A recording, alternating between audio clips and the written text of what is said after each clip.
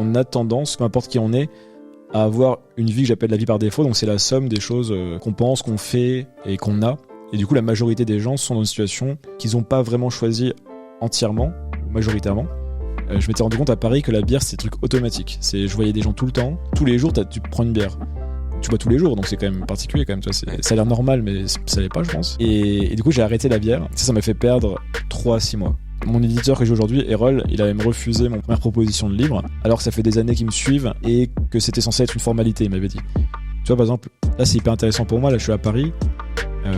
Je venais aussi au-delà du livre pour voir c'était quoi mon rapport à Paris, ce genre de ville, est-ce que j'ai envie d'y vivre sur le long terme, en tout cas actuellement. Et là je vois que c'est peut-être pas le cas. Alors c'est trop bien, par contre le poker, ça te rend humble parce que le lendemain tu rejoues le même tournoi, j'étais éliminé au bout de 30 minutes, et là t'es derrière ton ordi, tu dis ce sera pas tous les jours la fête en fait.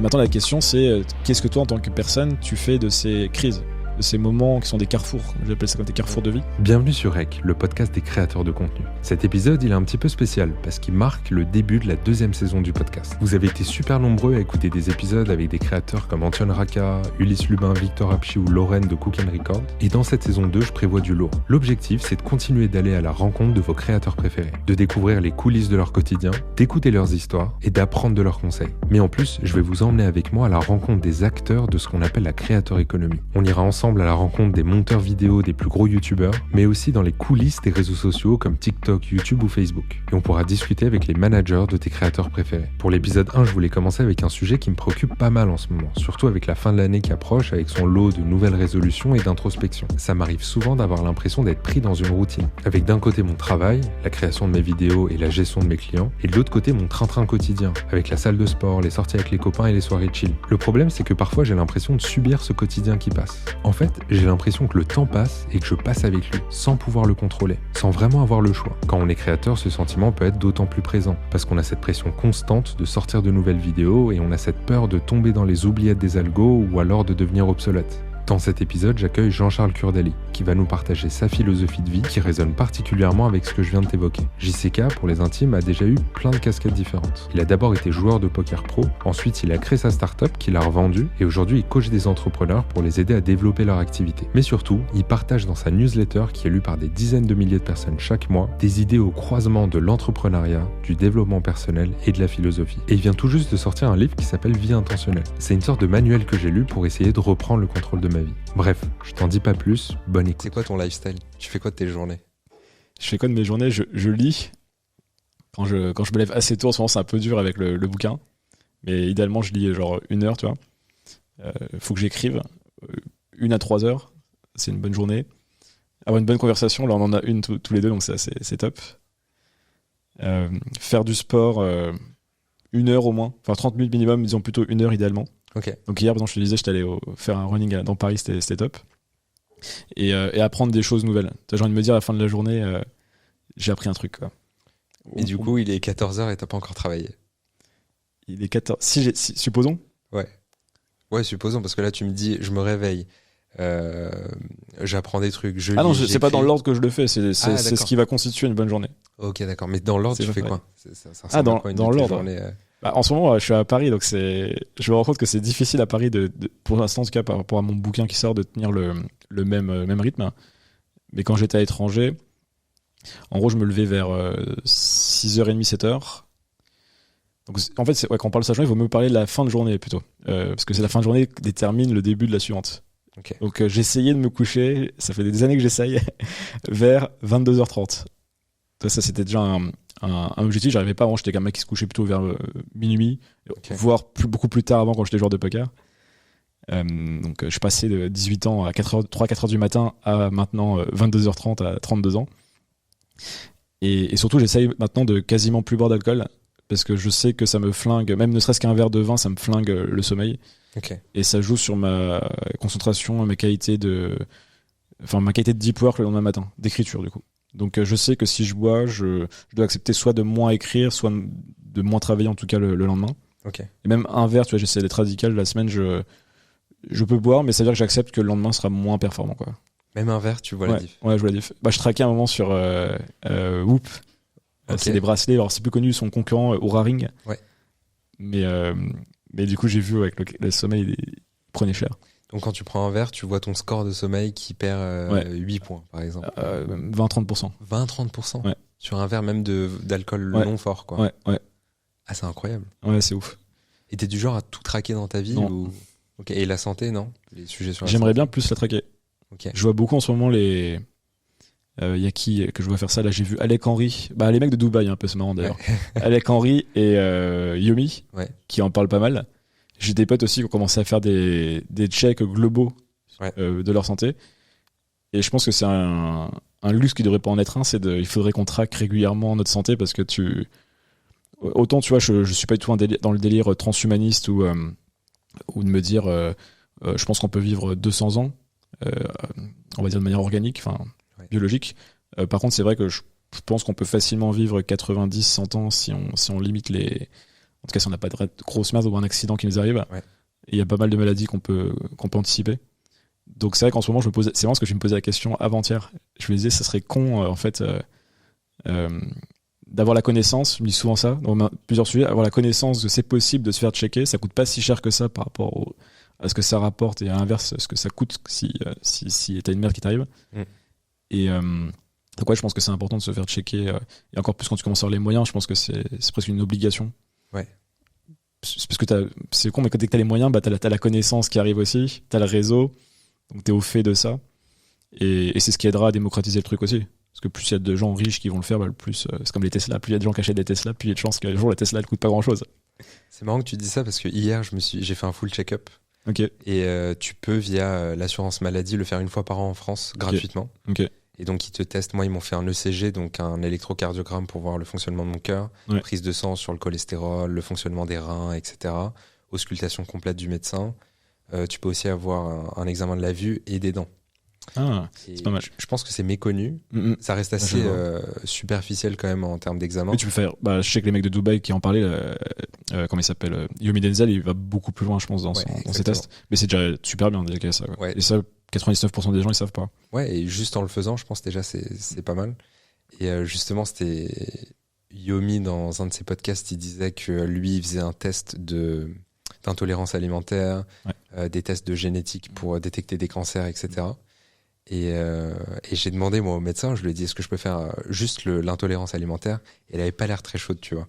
Elle m'a dit non, c'est pas nécessaire. Ouais. Bah, je vois dans quel épisode tu parles, et c'est intéressant, ça montre que on voit encore la science comme quelque chose de pas de préventif, à l'inverse, de a posteriori, j'ai pas le terme technique là, mais et que si tu veux faire de palliatif, que tu veux faire vraiment de la prévention sur des choses qui sont improbables, et ben ils sont pas prêts à investir de l'argent là-dessus, ce qu'on peut comprendre aussi, parce que si c'est du public, c'est peut-être que voilà, si tout le monde ferait ça serait peut-être un souci au niveau de la caisse, la sécu, tout ça. Mais toi en tant qu'individu, t'as tout intérêt à pousser. Ouais. Surtout que ça leur coûterait potentiellement moins cher, je pense. Je serais curieux d'avoir vraiment le ratio mathématique de l'argent investi sur du dépistage, par exemple, versus tous les traitements, tout ce que ça coûte, tu vois, de guérir un cancer une fois que tu l'as chopé. Après, il y a d'autres industries derrière qui ont intérêt à ce que tu sois malade aussi. Donc, c'est pas si simple que ça. Ouais. Clairement. Mais dis-moi, là, on est parti dans le vif du sujet, mais juste, comment est-ce que tu te présentes si tu rencontres quelqu'un dans un bar Bah, tu m'as demandé, là, tu m'as dit qu'est-ce que je fais de ma journée. Ouais. J'ai même pas fini, mais on est parti. Continue. Mais c'est une bonne manière de se présenter, je trouve. Parce que moi, c'est une question que je pose souvent à mes potes. En fait, je suis assez fasciné par comment les gens vivent leur vie. Ça m'intéresse plus que ce qu'ils font d'un point de vue métier. Le métier, je m'en fous un petit peu, en fait. Enfin, je l'exagère, mais en tout cas, ça m'intéresse plus savoir qu'est-ce que tu m'as demandé. Quand tu te lèves, tu fais quoi? C'est quoi tes routines? Ok, on continue. Comment tu vis tes journées? Parce que ça dit beaucoup plus sur la personne, au final. Toi, si je te dis entrepreneur, par exemple, ça veut rien dire entrepreneur, en réalité. Ouais. Donc, on n'apprend pas grand-chose sur moi si je te dis ça. Ok, donc une fois que tu as une bonne nuit de sommeil, que tu sais que tu vas te réveiller plus ou moins tôt et que tu vas pouvoir écrire et être productif, qu'est-ce qui se passe? On essaye de se lever à l'heure qui était définie. Donc Tu mets un réveil ou pas? J'ai encore un réveil. Alors c'est marrant parce qu'on côtoie Ulysse Lubin, toi et moi. C'est comme ça qu'on s'est rencontrés d'ailleurs dans le sud. Bisous Ulysse. Et la bise Ulysse. Et lui, je sais qu'il met pas de réveil. Moi, j'ai pas encore. C'est encore mes habitudes d'avoir le réveil. C'est quelque chose qu'il faudrait que j'enlève, je pense. Parce que ça coupe ton sommeil quand même. Et au final, je pense qu'une fois que t'es réglé, t'as plus besoin rapidement du réveil. Mais pour autant, j'en ai un. Donc vers 6h30, ce que j'aime bien faire maintenant, c'est le plus vite possible, c'est d'aller un petit peu marcher. Ça, je suis un peu dans la hype Uberman. En ce moment, tout le monde a pris un peu ses routines. Là, pas de caféine 90 minutes après. Les premières 90 premières minutes après le réveil, ce genre de choses. Le fait d'aller prendre le soleil très vite, ou tout le moins la lumière. Donc ça, j'ai commencé à le mettre en place. Et j'adore, en plus, au-delà de ça, l'ambiance du matin, peu importe où t'es. Je trouve qu'il y a une atmosphère que tu retrouves pas au moment de la journée. Une fraîcheur de l'air. Enfin, il y a des... Sans que tu te les cailles non plus, mais idéalement. Mais il y a quelque chose que j'aime beaucoup le matin, très tôt. Le fait qu'il n'y ait personne aussi dans les rues, peu importe où tu es. Donc là, c'est très agréable. Et donc, je vais marcher. Je reviens chez moi. Idéalement, j'ai une session de lecture. Donc là, ça va durer entre 30 minutes et 1 heure le matin. En ce moment, j'ai rajouté le journaling. Donc, j'écris pendant 10, 15, 20 minutes dans un carnet. J'ai repris l'écriture manuscrite parce que comme j'avais des bouquins à signer et que j'écris très mal, je m'étais dit, il faut que je réapprenne à écrire. Donc, je me suis racheté des carnets. J'écris plus sur mon ordi le matin. Enfin, du moins sur cette session. Je fais journal de reconnaissance, gratitude. Ok. Donc ça, c'est genre 3-5 choses pour lesquelles j'ai de la reconnaissance. Ça fait toujours un peu marrer les gens quand tu dis ça, mais c'est hyper puissant. Parce que tous les jours, du coup, ça t'invite à aller chercher de la good vibe, en fait, vraiment des bonnes choses. Donc ça, c'est quelque chose que je fais depuis un certain temps, qui est relié à la méditation. D'ailleurs, j'ai pas dit, mais je médite aussi. Alors, des fois, c'est pas bien pour... Enfin, je sais pas bien. Des fois, je fais que 10 minutes, alors que je sais que c'est à partir de 20 minutes que j'ai vraiment les bienfaits de la méditation. D'un point de vue scientifique, tu veux dire? Alors, non, mais moi, scientifique, il faudrait voir certainement des études qui ont été faites, mais moi, personnellement, c'est 20 minutes. Okay. À partir de 20 minutes. Donc, il y a la méditation que je lis, en fait, je fais la méditation, et après, je fais le journal de gratitude, souvent. Ok. Et aujourd'hui, c'était quoi tes points de gratitude? Eh ben, je l'ai pas fait aujourd'hui. C'est un mauvais exemple. Du coup, je mitonne complètement. Non, mais en fait, c'est tout le problème dans ce moment d'être à Paris et d'être sur un lancement d'un gros projet, c'est que ça m'a cassé mes routines. Et là, un de mes objectifs de la semaine, comme on parle, c'est un mardi, c'est petit à petit de remettre de l'ordre un petit peu dans le chaos que j'ai créé malgré moi, on va dire, avec cette période. Parce que je me rends compte que c'est pas le mode de vie que j'ai envie d'avoir, le mode de vie lancement, le mode de vie intense, le mode de vie où t'es pas en maîtrise de ton lifestyle design, cette manière de comment tu vis tes journées. Mm-hmm. Et tu vois, notamment les matins, moi c'est important qu'ils soient bien cadrés. Et c'est plutôt l'après-midi et le soir où je vais aller chercher surtout l'après-midi d'ailleurs, où je cherche plus de la spontanéité, un peu plus de chaos, de créativité, d'apprentissage. Et le matin, par contre, j'aime bien qu'il soit bien maîtrisé pour me dire à midi, la journée, elle est réussie, quoi. Donc j'ai cette routine. Et après, autour de 8h30, 9h, soit je pars dans un café pour faire ma session de travail du matin, soit je reste chez moi. Mais j'ai toujours un peu je sais pas toi d'ailleurs, je sais pas si tu travailles dans les cafés, mais un peu cette envie, en fait, d'aller à l'extérieur, tout en sachant qu'en plus, c'est pas là où je suis le plus productif. Donc c'est marrant parce qu'en fait, je sais que ça me fait perdre un peu de focus, de flow. Mais je sais pas, j'aime bien l'idée toujours d'aller travailler avec des gens autour et de pas rester juste chez moi. Ça, c'est un truc sur lequel je travaille parce que je pense à un rapport à la solitude. J'ai noté des choses là-dessus. Je pense qu'il y a quelque chose à faire d'accepter la solitude, alors que je suis quelqu'un qui aime bien être seul globalement. Mais j'ai toujours un peu cette tension de je vais quand même au café. C'est juste le fait d'être entouré de gens qui pas de parler nécessairement, parce que juste j'aime bien, il y a une ambiance, il y a du monde autour. Je sais pas trop comment l'expliquer, mais je le vois pas que comme une bonne chose. En ce moment, je le vois comme quelque chose que je veux travailler aussi. Okay. Parce que je pense que c'est bien, vu qu'en plus je marche déjà après m'être levé, dans l'absolu, j'ai pas besoin de ressortir une deuxième fois pour reprendre l'air ou pour marcher un petit peu. Okay. Donc il y a ça. Et après, je sais pas si je fais toute la journée du coup au matin, mais...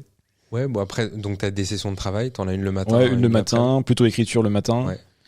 Le midi, souvent, je vais manger vers 12h30. Il y a le sport aussi dans l'équation, ça dépend quel type de sport je fais. Soit je fais le sport le midi, soit je le fais la fin de journée, le début de soirée. En ce moment, c'est plutôt début de soirée.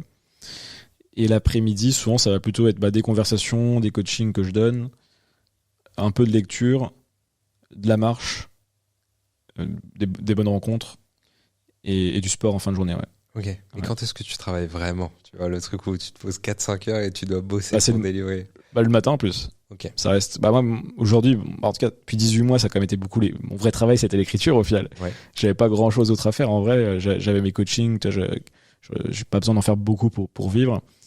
Je gère entre 5 et 10 clients au quotidien. Je les vois que 2 fois par semaine. Enfin, donc c'est pas. 2 fois par mois. Donc au final, j'ai même pas 1 heure par jour de ce que les gens appelleraient travail. Ouais. Donc moi, mon travail, c'était d'écrire et de lire. Ouais, c'est ça, écrire et lire au final. Est-ce que tu peux expliquer grosso modo ton business aujourd'hui ressemble à quoi? Sur quoi est-ce que tu travailles? Je te connais, du coup, j'ai déjà réponse à la question, mais en gros, tu as ton livre, tu as de l'écriture, tu as une newsletter, tu as du coaching, etc. Est-ce que tu peux faire un peu une vue globale de tout ce que tu fais? Ouais. Déjà, j'ai une vie très différente, tu vois, même pour un peu faire une espèce de mise en contexte, que j'étais start-upper avant. Donc j'ai connu la vie où ta journée, en gros, c'est d'avoir 48 tâches dans ta to-do list que tu dois clean avant la fin de la journée, parce que sinon tu bloques quelqu'un dans ta boîte. À partir du moment où tu as des salariés notamment. Donc tu es plutôt un preneur de décision qui fait plein de petites tâches.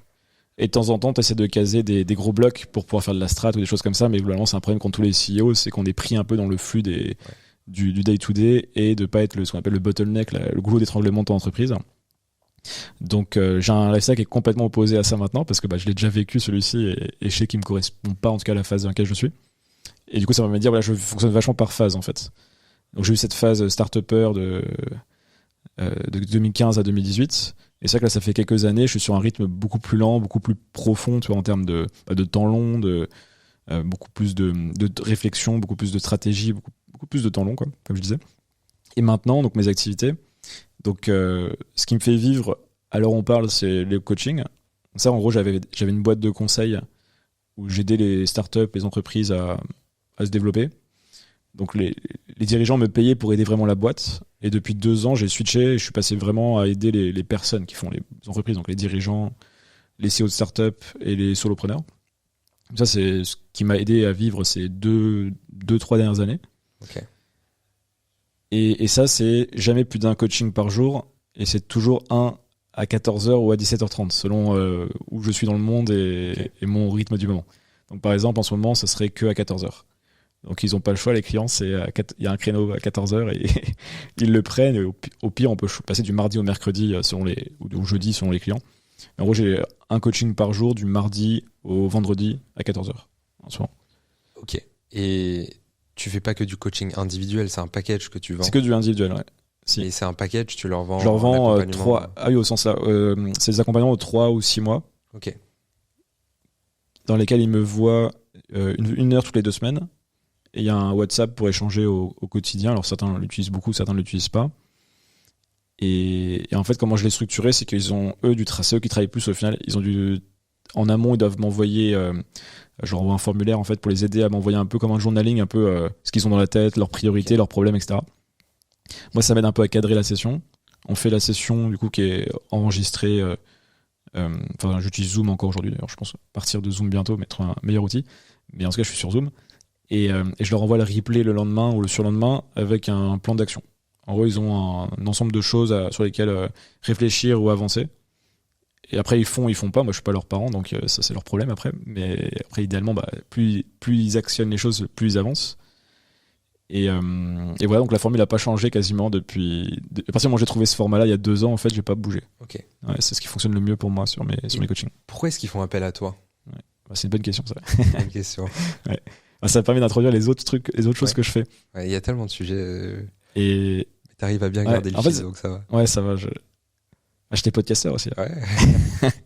Je sais ce que c'est de l'autre côté. Ouais, je parlais de toi d'ailleurs tout à l'heure, un copain. Ouais. On en parlera tout à l'heure. Ok. Alors, pourquoi il m'appelle?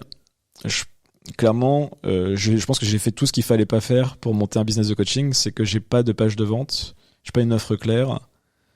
Voilà, c'est déjà suffisant c'est déjà 2 problèmes assez importants.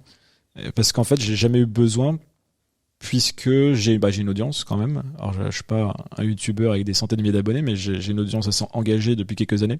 J'ai une newsletter en fait que j'ai lancée suite à ma startup que j'ai cédée en 2018. J'avais lancé une newsletter dans laquelle je documentais un peu mes réflexions. Alors, au début, c'était même plus des liens, c'était plus de la curation. Après, ça a été plus des réflexions. Et cette newsletter-là, aujourd'hui, elle est proche de 9000 abonnés. Et c'est de là que sont venus ces dernières années quasiment tous mes clients. Donc en fait, là, j'ai moins besoin de vendre parce que ils me connaissent, ceux qui me contactent me connaissent bien depuis plusieurs mois, voire plusieurs années. Et en fait, je parle beaucoup, elle est assez égocentrique parfois cette newsletter, en tout cas, elle l'a été à une époque, au sens, pas égocentrique, c'est pas le bon terme, mais assez centré sur mon expérience de vie, sur mes réflexions. Et du coup, je pense qu'ils me connaissent pas mal. Ceux qui l'ont vraiment suivi, cette newsletter, ils voient comment je pense, ils voient ce que je vis, ils savent ce que j'ai fait aussi, ou ce que je compte faire. Et donc, il y a toujours un point d'entrée qui a un poil différent, qui inspire. Donc, par exemple, tu as des gens qui vont venir me voir parce qu'ils aiment le combo entrepreneuriat-philo. Ils vont dire, c'est pas l'énième gars qui parle de pur business, ou celui qui est plus en vibe dev perso, il met plus un positionnement où il met de la philosophie, où il se pose des questions, où il a lu des philosophes aussi, et des fois il recherche ça. Parfois ça va être le combo, t'as été start-upper et maintenant t'es solopreneur, du coup j'aime bien cette histoire et il veut faire pareil. Et là ça va être le nomadisme, ils vont dire t'es nomade et en plus t'as l'air de pas beaucoup travailler et en même temps de bien vivre, comment tu fais? Donc tu vois, les problèmes sont pas forcément les... Mais la plupart ont envie de répliquer quand même un peu. Souvent c'est ça. En fait, c'est le problème, c'est que t'es coach. Donc, dans l'absolu, quand tu dis du coaching, c'est quelque chose qui est un outil. Et le coach, lui, alors, j'ai nuancé presque ce que je veux dire, mais c'est pas que le coach, peu importe ce qu'il y a derrière, mais un bon coach, en fait, il peut presque s'effacer et on peut presque oublier ce qu'il a fait de sa vie. Et ça devrait suffire vraiment par ses questions, par son style, à aider la personne. Dans la réalité, ça marche pas comme ça. En tout cas, pas pour moi. J'ai l'impression qu'ils viennent quand même comme si j'étais un consultant. Après, je leur dis, je suis plutôt coach, donc on va plutôt poser des questions. Sauf que, en fait, j'ai toujours à un moment la posture de consultant qui revient. Et après, je vois le client ce qu'il a besoin, en fait. Des fois, il a plus besoin de se questionner. Et des fois, il a besoin qu'on lui dise, de mon point de vue, voilà les options qui sont à ta disposition et voilà comment moi je les hiérarchiserai de mon expérience ou de ce que j'ai entendu, lu, vécu. T'as un coach à qui on peut demander son avis, en fait. Là où peut-être un coach traditionnel, il va te dire... L'avis doit venir de toi et moi je vais t'aider à aller le chercher. Et du coup j'ai un peu les doubles casquettes parce que j'ai fait du conseil pendant 3 ans avant ça fait 6 ans que je fais du conseil / coaching pardon. Donc voilà comment est structuré un peu mon business. Et du coup il y a la newsletter qui part tous les lundis depuis octobre 2018, donc 5 ans, à peu d'occasions près où j'ai loupé. Donc t'as ça. Et après je crée au quotidien du contenu, alors principalement sur LinkedIn depuis 1 an et demi. Ok. Et ça, c'est tous les jours. Donc il y a ce post tous les jours. Et qu'est-ce que je fais d'autre encore ? Après, j'ai eu plein d'autres projets sur ces dernières années. Mais là, les 18 derniers mois, clairement, c'était l'écriture. Donc, je suis dans une phase, je m'étais dit, voilà, je suis à l'étranger depuis 2 ans. Enfin, ça fait 2 ans. Là, en 2023, j'ai passé 2 ans dans différents pays. Et le but, c'était rapidement, ça a été l'objectif de faire un livre, d'écrire mon premier livre. Parce que c'était un projet que je voulais faire depuis que j'ai 18 ans, disons 18-20 ans. Et donc ça m'a pris énormément de temps parce que je voulais pas, c'était pas un livre carte de visite. Moi je m'en fous, je l'ai pas fait pour faire des conférences ou gagner plein d'argent, tu vois, en levier, même si j'aimerais bien être intelligent dans ma manière de l'insérer dans un écosystème. Mais moi c'était surtout un défi personnel et l'envie de transmettre quelque chose et de me prendre la tête, on va dire, pour faire le meilleur livre que je pouvais à l'instant T. Donc je suis allé assez loin, on va dire, dans la prise de tête qui aura duré 18 mois, donc entre idée et publication. Ok. Raconte un peu le processus. Donc, tu as toujours voulu écrire un livre. Ouais. C'était quoi la première étape vraiment pour lancer la machine de l'écriture ? De l'écriture, pas du livre nécessairement. Tu peux en parler parce que je pense que l'écriture a joué un rôle très important dans ton parcours et dans tout ce que tu as créé. J'ai rencontré un gars qui m'a dit son livre, en fait, c'est ses newsletters, tu vois. C'est une sorte de curation et d'amplification de ses newsletters. Et je trouvais ça intéressant parce que c'est vrai, c'est tout le travail que tu as fait sur 5 ans. Je pense que tu l'as condensé, tu l'as mis dans un bouquin et tu l'as enrichi avec d'autres choses. Ouais. Mais en gros, quel a été le point de départ de l'écriture ? Mais après, j'aimerais bien aussi que tu me dises, moi, créateur de contenu, j'ai envie de créer un livre demain sur la creator economy. Concrètement, comment je fais, tu vois ? Quelles sont les étapes pour écrire un livre ?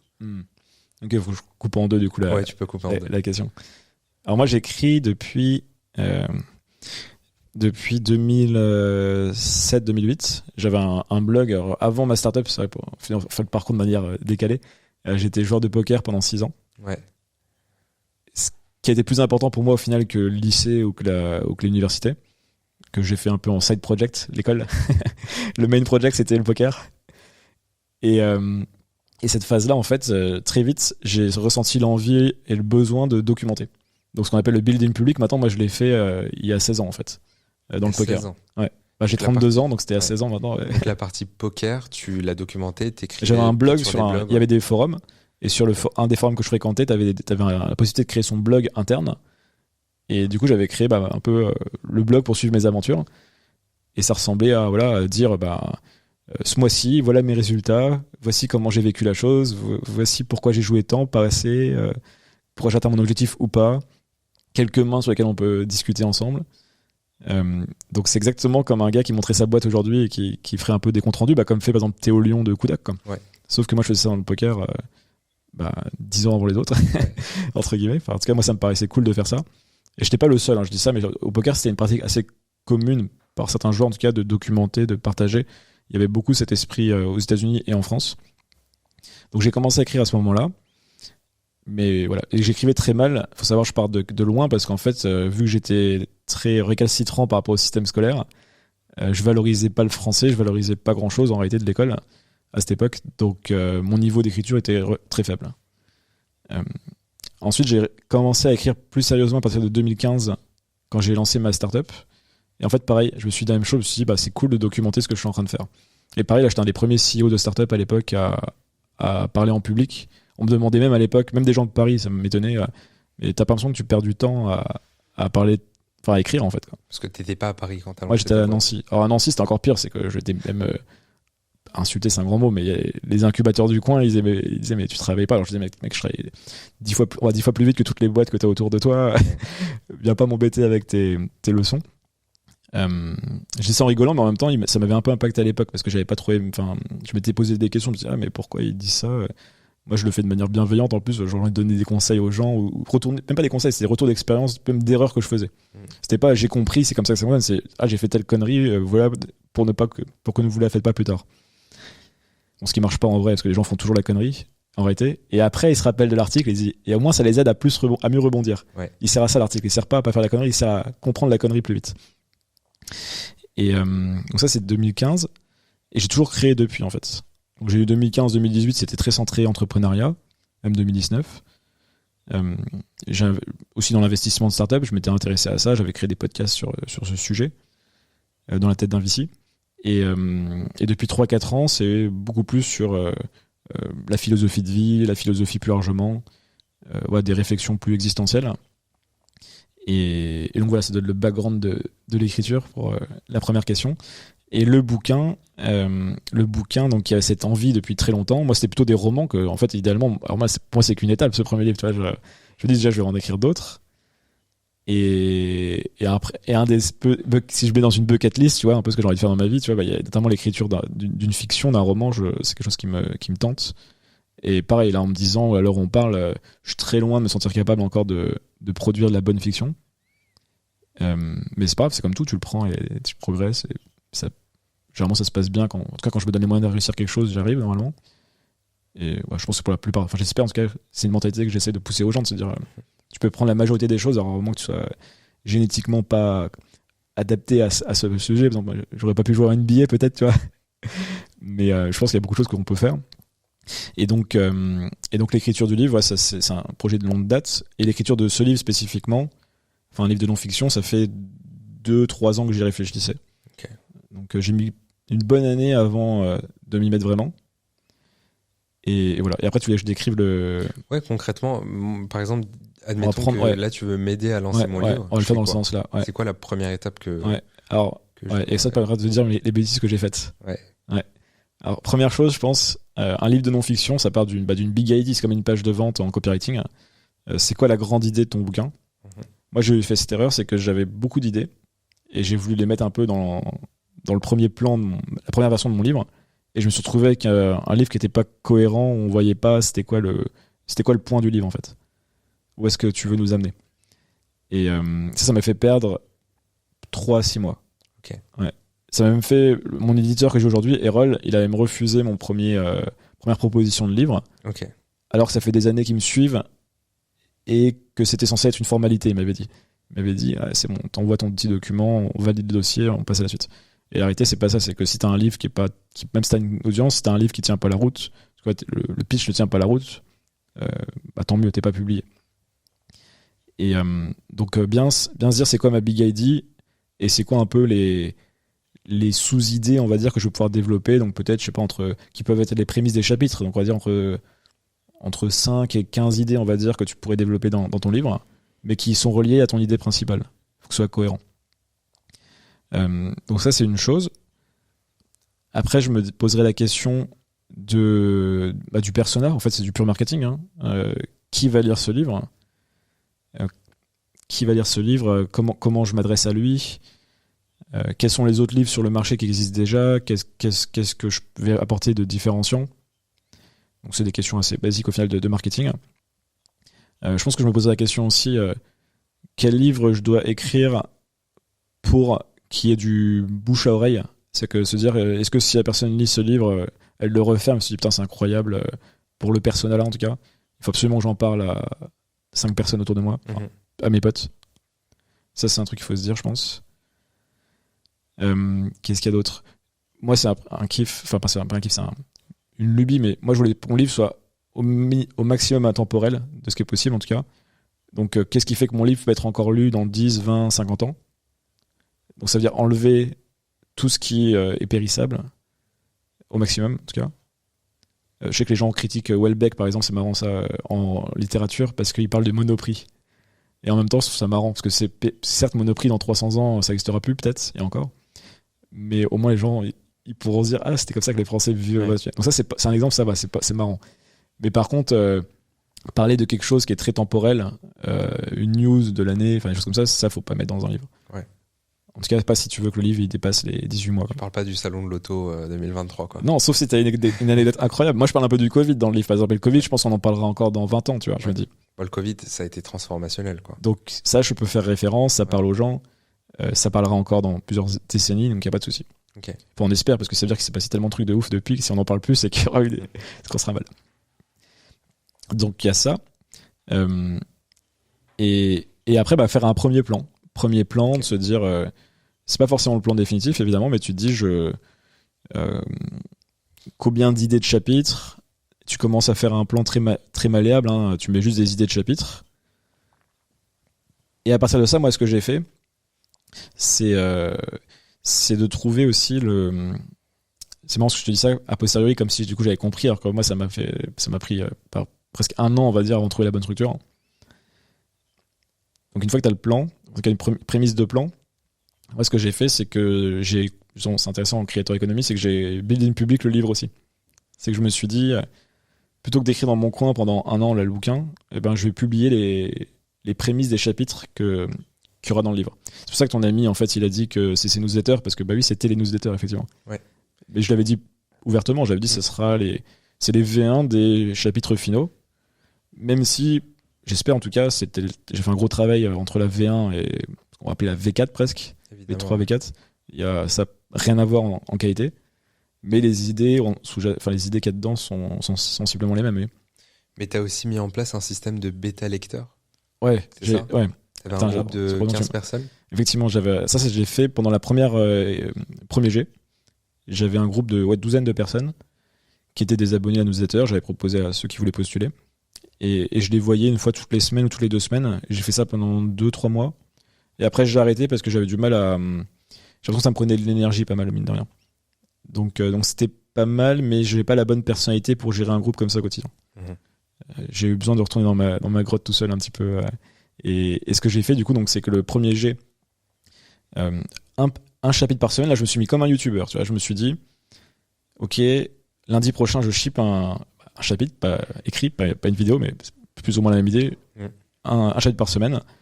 Et du coup, j'ai découpé ma semaine avec ce que j'avais besoin de faire pour pouvoir shipper le chapitre. Donc, le lundi et le mardi, je faisais la recherche et la structuration du plan. Bon, la recherche, en gros, j'avais déjà, parce que j'ai un second cerveau. Enfin, toi, j'ai tout ce qu'il faut normalement. J'avais plein de notes pour pouvoir écrire, avoir la matière. Un second cerveau, juste pour info, c'est un outil que tu utilises qui te permet d'organiser tes notes, tes pensées. Et de les réutiliser beaucoup plus facilement quand tu as besoin de quelque chose, quoi. Exactement. C'est les notes sous stéroïdes, en gros.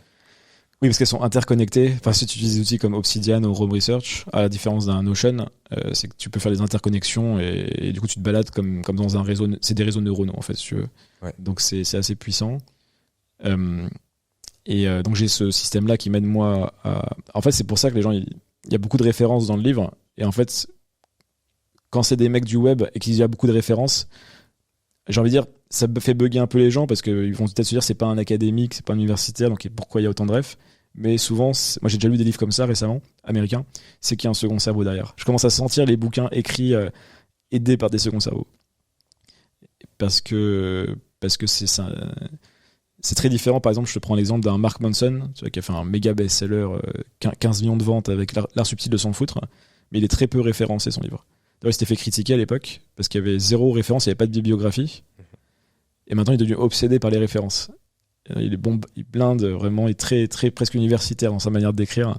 Enfin, pas d'écrire, mais sa manière de montrer qu'il y a des refs en fait, et qu'il met les sources et les études qui back, etc. Parce qu'avant, c'était un peu le voodoo dev perso. Même si le livre, moi, je trouve génial, l'art subtil de s'en foutre. Ça collait bien avec le titre du livre, en tout cas. Ouais, ça collait bien avec le mec. Mais maintenant, c'est marrant parce qu'il a été impacté par ça, mine de rien. Alors que le mec a fait 15 millions de ventes, hein, donc bon, a priori, bref, il peut y avoir des critiques, mais en tout cas, le bouquin est très bon.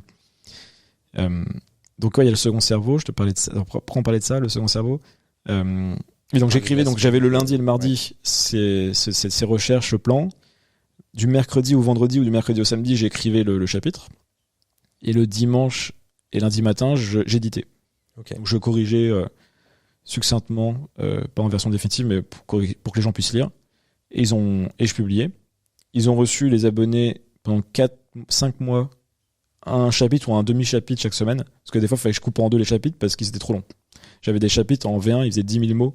Un chapitre de bouquin, en moyenne, c'est 4-5 000 mots. Okay. Donc il y avait 2 fois trop de matière. Tu peux pas envoyer une newsletter de 10 000 mots aux gens. Tu peux pas envoyer une newsletter de 4 000 mots normalement non plus. Et bon, je les ai envoyés quand même. Donc j'ai fait ça toute la fin d'année dernière. Donc là, mon conseil, c'est de trouver une manière d'écrire qui te corresponde. Moi, il se trouve que ça m'a motivé d'écrire en public. Parce que je trouvais ça trop chiant, trop sérieux, trop dépassé presque d'écrire un livre dans son coin. Et je me dis maintenant, tu peux avoir de la data en live avec ton audience. Donc, à quoi bon attendre le dernier moment pour savoir si les idées sont cohérentes, tu vois. C'est un peu bête, je trouve, maintenant. Mais tu vois, si on demandait aux gens dans les années 1900 ce qu'ils voulaient, ils auraient dit des chevaux plus rapides, ouais. Et la voiture n'existerait pas. Est-ce que tu n'as pas l'impression que demander à ton audience des inputs sur ton bouquin, c'est peut-être le mauvais moyen de faire les choses? Ou comment est-ce que tu as vécu, toi, les feedbacks que tu as reçus? Ouais. Alors, c'est pas tant de demander des feedbacks qui vont changer le bouquin, c'est est-ce que ça résonne chez les gens, tu vois, tes idées. C'est parce que c'est des lecteurs, en tous les cas. Ce sera les mêmes lecteurs, plus ou moins, qui liront le livre. T'avais un système de feedback? Donc, non, mais des fois, c'est des trucs subtils, hein. Ça peut être des trucs qualitatifs. Le nombre de retours sur Substack, de likes, comment les gens, les messages que je reçois. C'est pas genre change telle phrase, c'est oh là là, ce chapitre est incroyable, enfin cette newsletter est incroyable, ça m'a marqué, et du coup je sais, ce concept là a l'air de plaire, est-ce que en fait ça peut pas faire une sous-partie complète, ou voire même un chapitre, en fait j'ai pas vu, mais il a le potentiel d'être un chapitre plus que 3 phrases en fait. C'est plus que ça que je voulais dire. D'accord. Donc t'as cette phase là, après t'as la phase plus de réécriture. Et là, moi, le conseil que je pourrais donner, c'est de se faire seconder, enfin se faire en tout cas aider, parce que c'est un vrai travail de réécrire. C'est beaucoup moins cool que l'écriture, parce que là, il faut corriger, en fait, il faut taper dans le gras. Et moi, tu vois, j'avais 90 000 mots au premier jet, et version finale, c'est 53 000, 54 000 mots. Donc on a presque divisé par 2 le bouquin. Quand tu dis on, c'est un coach d'écriture? Ouais, j'avais un coach, copywriter d'écriture. Tu l'as trouvé comment? C'est quelqu'un que je connaissais déjà, c'est Selim Niederhofer, qui était un coach en copywriting, qui est excellent. Et c'est l'ami d'un ami que j'ai rencontré 1 an avant. Donc le hasard a fait que il voulait se lancer sur l'accompagnement d'auteurs. Et j'étais son premier client. Donc on a fait un test ensemble. Et le quotidien, c'était un petit peu comme sur la version, la V1 avec l'écriture. C'est toutes les semaines, on avançait sur un chapitre. Et par exemple, moi, je commençais à corriger ma version originale. Je l'ai envoyé avec un petit plan détaillé du chapitre pour dire les grandes idées en fait que je voulais absolument dans le chapitre. Lui, il faisait des corrections qu'il me suggérait dans un Google Doc. Et après, on avait un call ensemble, on en discutait. Et je prenais ou pas certaines remarques qu'il y avait en fait. Mais il m'a beaucoup aidé notamment à mieux structurer de manière linéaire ma pensée. qui alors c'est pour ça que j'aime bien les seconds cerveaux, parce que j'aime bien pouvoir partir dans tous les sens, mais un livre, il y a un début, il y a une fin. Tu peux pas partir référence au chapitre 2 dans le chapitre 9 et puis après référence au chapitre 4 dans le chapitre 10, etc. Faut que ça soit un minimum linéaire. Donc il m'a aidé à faire ça, à tout structurer. On a vu à tous les niveaux, on a vu le chapitre, la partie, le paragraphe, la ligne, le mot. Tu parlais des rôles, tu disais ils me suivent depuis longtemps. Ils te suivent comment? Ils t'ont vu sur LinkedIn? En fait, non, c'est des amis qui sont fait publier. Ils m'ont présenté à l'éditeur, notamment un pote, Onur Karapinar, qui avait écrit un livre, Petites habitudes, grandes réussites. D'ailleurs, qui a super bien vendu. C'est parce que c'est un peu le James Clear français, d'une certaine manière, son bouquin. Et il a fait beaucoup de ventes, tu vois, par rapport à son audience. Et c'est un best-seller, 15 000 ventes, c'est beaucoup en France. Et il m'a présenté à l'éditeur. Et depuis, ils me suivent. En fait, il y en a un qui s'est abonné à ma newsletter. Pareil, et il suivait, je recevais des mails des fois. Je l'avais rencontré plusieurs fois les 3-4 dernières années. Il m'avait proposé d'écrire un livre sur le stoïcisme il y a 2 ans. J'avais décliné à l'époque parce que je voulais écrire quelque chose qui partait plus de moi. Et du coup, voilà, il y avait ce lien en fait qui était là. Et après, moi, je connaissais pas mal les éditeurs parce que j'avais essayé de créer ma propre maison d'édition il y a 2 ans aussi. Donc, j'avais rencontré beaucoup d'éditeurs à Paris aussi. Ok. Et pourquoi au final tu te fais accompagner par un éditeur? C'est quoi l'intérêt versus toi, tu avais déjà ton audience? Ouais. Donc tu aurais pu le faire en auto-édition. Alors, je pense que la raison principale, il y en a 2. C'est la capacité à être dans les librairies. J'en ai fait un post LinkedIn même aujourd'hui, tu vois, je disais, en fait, l'auto-édition, il y a plein de bons trucs, on va pouvoir y revenir après, c'est intéressant d'un point de vue business, beaucoup plus c'est sans permission, l'auto-édition, beaucoup. Mais, en fait, j'ai lu tellement de livres en fait que j'ai découvert en librairie et j'adore l'idée qu'il y ait des gens en fait qui tombent un peu par hasard, qui sont pas dans mon audience actuelle ou le réseau de mon audience, qui vont se dire à la librairie c'est quoi ce truc, ils le regardent et ils disent ça a l'air pas mal et tu leur changes la vie mais ils te connaissent pas du tout. C'est très différent quand tu fais quand tu vends avec ton audience, à ton audience ils te connaissent. Donc c'est pas le même process. Et je te donne un exemple, là j'ai appris qu'il y a déjà ils avaient genre une dizaine d'exemplaires dans une des librairies de ma ville, à Nancy. Et mon frère m'a dit ils sont partis, tes bouquins il y a plus. Ok. Alors ça fait 3 jours, tu vois, 4 jours qu'il est en librairie là. Et c'est pas ton fan club de Nancy, c'est des gens qui te j'ai connaissent pas. Ouais, alors si, il y a quand même 1 ou 2 qui l'ont acheté de Nancy, je pense, qui me connaissent. Mais je pense pas qu'il y en ait 10 qui soient allés en librairie. C'est pas tes parents qui sont partis acheter tout le stock Non. Ma mère, elle a déjà reçu le livre, elle l'a pas acheté. Et non, c'est sûr, c'est des donc la distribution que t'apporte un éditeur, la distribution, les librairies, les dédicaces en librairie, ces événements que tu ça c'est important. Aussi. T'as aussi tout le travail après que tu remets le manuscrit, où ils vont gérer avant la publication du livre. Du coup, le taf avec les commerciaux, la maquette, l'imprimeur, toi c'est plein de choses chiantes à gérer. Donc au moins ils géraient ça. Moi j'avais un peu peur de mal gérer tout seul le lancement. Donc c'est surestimé en vrai. L'éditeur, peu importe qui il est, c'est pas lui qui gère ton lancement. Eux ils savent pas gérer des lancements, c'est pas leur métier. Ils sont clairement en retard au niveau de là où ça se joue aujourd'hui. Au final, Amazon, le web, c'est clairement pas leur cam encore. Donc faut pas compter sur eux là-dessus. Par contre, je sais pas, ça te fait rire. C'est marrant. C'est la vérité après. C'est un business centenaire, je pense. Ils sont. Ah oui, carrément. Erol, par exemple, mon éditeur, il a 97 ans. La maison d'édition a 97 ans. Et encore, c'est pas la plus ancienne de loin.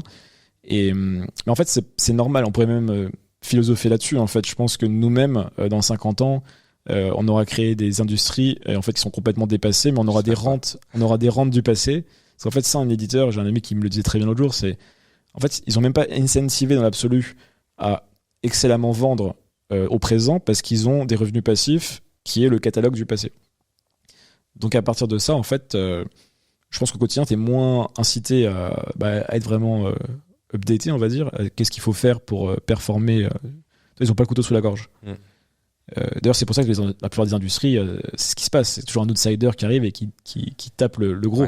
Parce que le gros, il est gros, quoi. Il a des dividendes.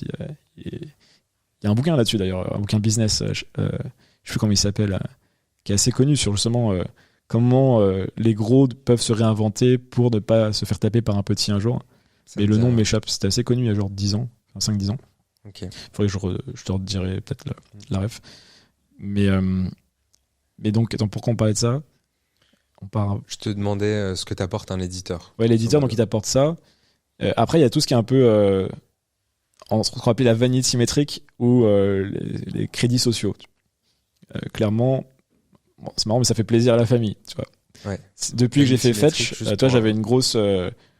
C'était très valorisé ma startup par ma mère qui était B2C. En plus, elle les voyait. Donc, c'était en pitch en 2 secondes, c'était un Deliveroo des villes entre 100 et 200 000 habitants, Uber Eats, que j'ai créé un petit peu avant que ces boîtes-là s'implantent en France et qui était dans 7-8 villes en France. Et très connu notamment à Nancy MS, dans la région où je suis originaire. Donc il y avait cette notoriété que ma mère aimait bien, je pense. Et du coup, là, tu as le livre. Donc tu as le statut social, tu es auteur, tu es écrivain, c'est à la librairie, à côté de son travail. C'est cool pour elle. Il y a en société, t'es pas vu pareil quand tu as écrit un bouquin. En France, on valorise énormément les auteurs. Tu dis j'ai écrit un livre, les gens ils te regardent pas pareil que c'est pas comme si t'écris des posts LinkedIn, tu vois. Ouais, surtout si tu dis que c'est chez Erol, Gallimard ou j'en sais rien, tu vois une. Ouais. Alors ça a l'air un peu con, mais moi-même en fait je me bats des fois contre ce côté un peu status game et tout. Ouais. Mais il faut pas se leurrer, il y a un moment dans la vie ça aide aussi quoi. C'est juste faut avoir conscience que c'est pas, tu le fais pas. Moi je prends pas du plaisir intrinsèque, on va dire là-dedans, mais je sais que ça m'aide dans ma vie. C'est juste de bien le prendre parce que c'est ça qui est dangereux dans le status game en fait, c'est de vivre pour le status game. Alors que le status game, il sert quand il est mis au service de quelque chose qui dépasse le status game. Donc, il y a cet intérêt. Et donc voilà, après, c'est plus des choses de cet acabit-là. Et sinon, en réalité, après, il vaut mieux auto-éditer. Hein. C'est la réalité, c'est qu'à partir du moment où tu valorises pas ça, tu vas pas gérer toi-même le packaging. Donc, tu vas pas. Par exemple, moi, j'aurais bien aimé faire des choses du style envoyer des boîtes avec le livre dedans et des bonus. Okay. Ou créer des offres. Toi, pas sur Gumroad, mais toi, un peu l'idée de Gumroad, des choses comme ça, où tu peux avoir le livre plus une vidéo, ou le livre plus une formation, le livre plus un coaching, le livre plus quelque chose d'autre, quoi. Et que tu crées des espèces de bundles avec des prix plus en plus chers, et que le livre, au final, soit presque un lead magnet. Tu peux aller même plus loin. Si j'avais tout édité, et dans mes prochains livres, c'est un monde où je mets le PDF en gratuit, comme a fait Naval, enfin pas Naval, mais Eric Jorgensen de l'Almanach, de Naval Ravikant. PDF gratuit, Kindle 99 centimes, 1 euro. Symbolique, parce que tu es obligé de mettre un prix. Parce que tu dois mettre un prix, et encore même pas sûr. Ah ouais, sur Amazon. Ouais, c'est possible que tu puisses mettre gratuit. Et version hard copy, enfin version physique à 15 euros, quoi. Ouais. Ou même pas 12 euros si je peux. Enfin, en fait, de toute façon, tu gagneras pas d'argent avec un livre. En France, c'est sur un marché qui est trop petit. Ouais. À moins que tu vendes 400 000 exemplaires, ce qui personne n'a fait en 10 ans en non-fiction, on va dire de nos milieux, hein, je te parle pas de politique ou autre, mais dans nos milieux, c'est pas ça qui va te faire vivre. Donc autant diffuser au maximum les idées, autant récupérer des emails, si tu as une logique business, autant que ça soit un produit d'entrée pour un écosystème plus grand. Tu te sers du livre comme un produit d'appel, tu intègres les gens dans ton écosystème pour leur vendre un coaching à plusieurs milliers d'euros. Plusieurs milliers d'euros. Ça dépend. Enfin, tu auras un funnel en tout cas. C'est ton point, une des portes d'entrée de ton funnel. Et du coup, là, moi, dans mon cas, par exemple, tu me dirais de faire quoi? De faire une sorte de mini e-book, je sais pas, introduction à la créateur économie pour les acteurs de cet univers. Ça peut même être un livre, parce que en fait, c'est une question de perception. Quand tu dis e-book, toi, ça donne l'impression un peu cheap. Ouais, c'est vrai. Indépendamment du prix que tu vendras. On va pas avoir l'impression que tu as été donné pour le livre, si tu l'appelles e-book. Ouais, c'est vrai.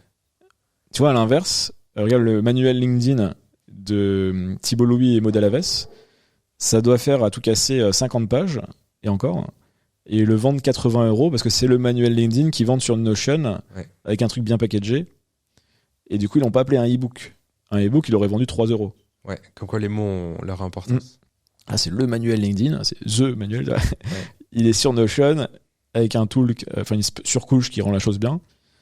Donc je ferai soit un produit, ou Peter Levels, sans parler en privé de Peter Levels, il a, je sais plus comment s'appelle son livre, mais il a son... Comment je crois que c'est Make. Ouais.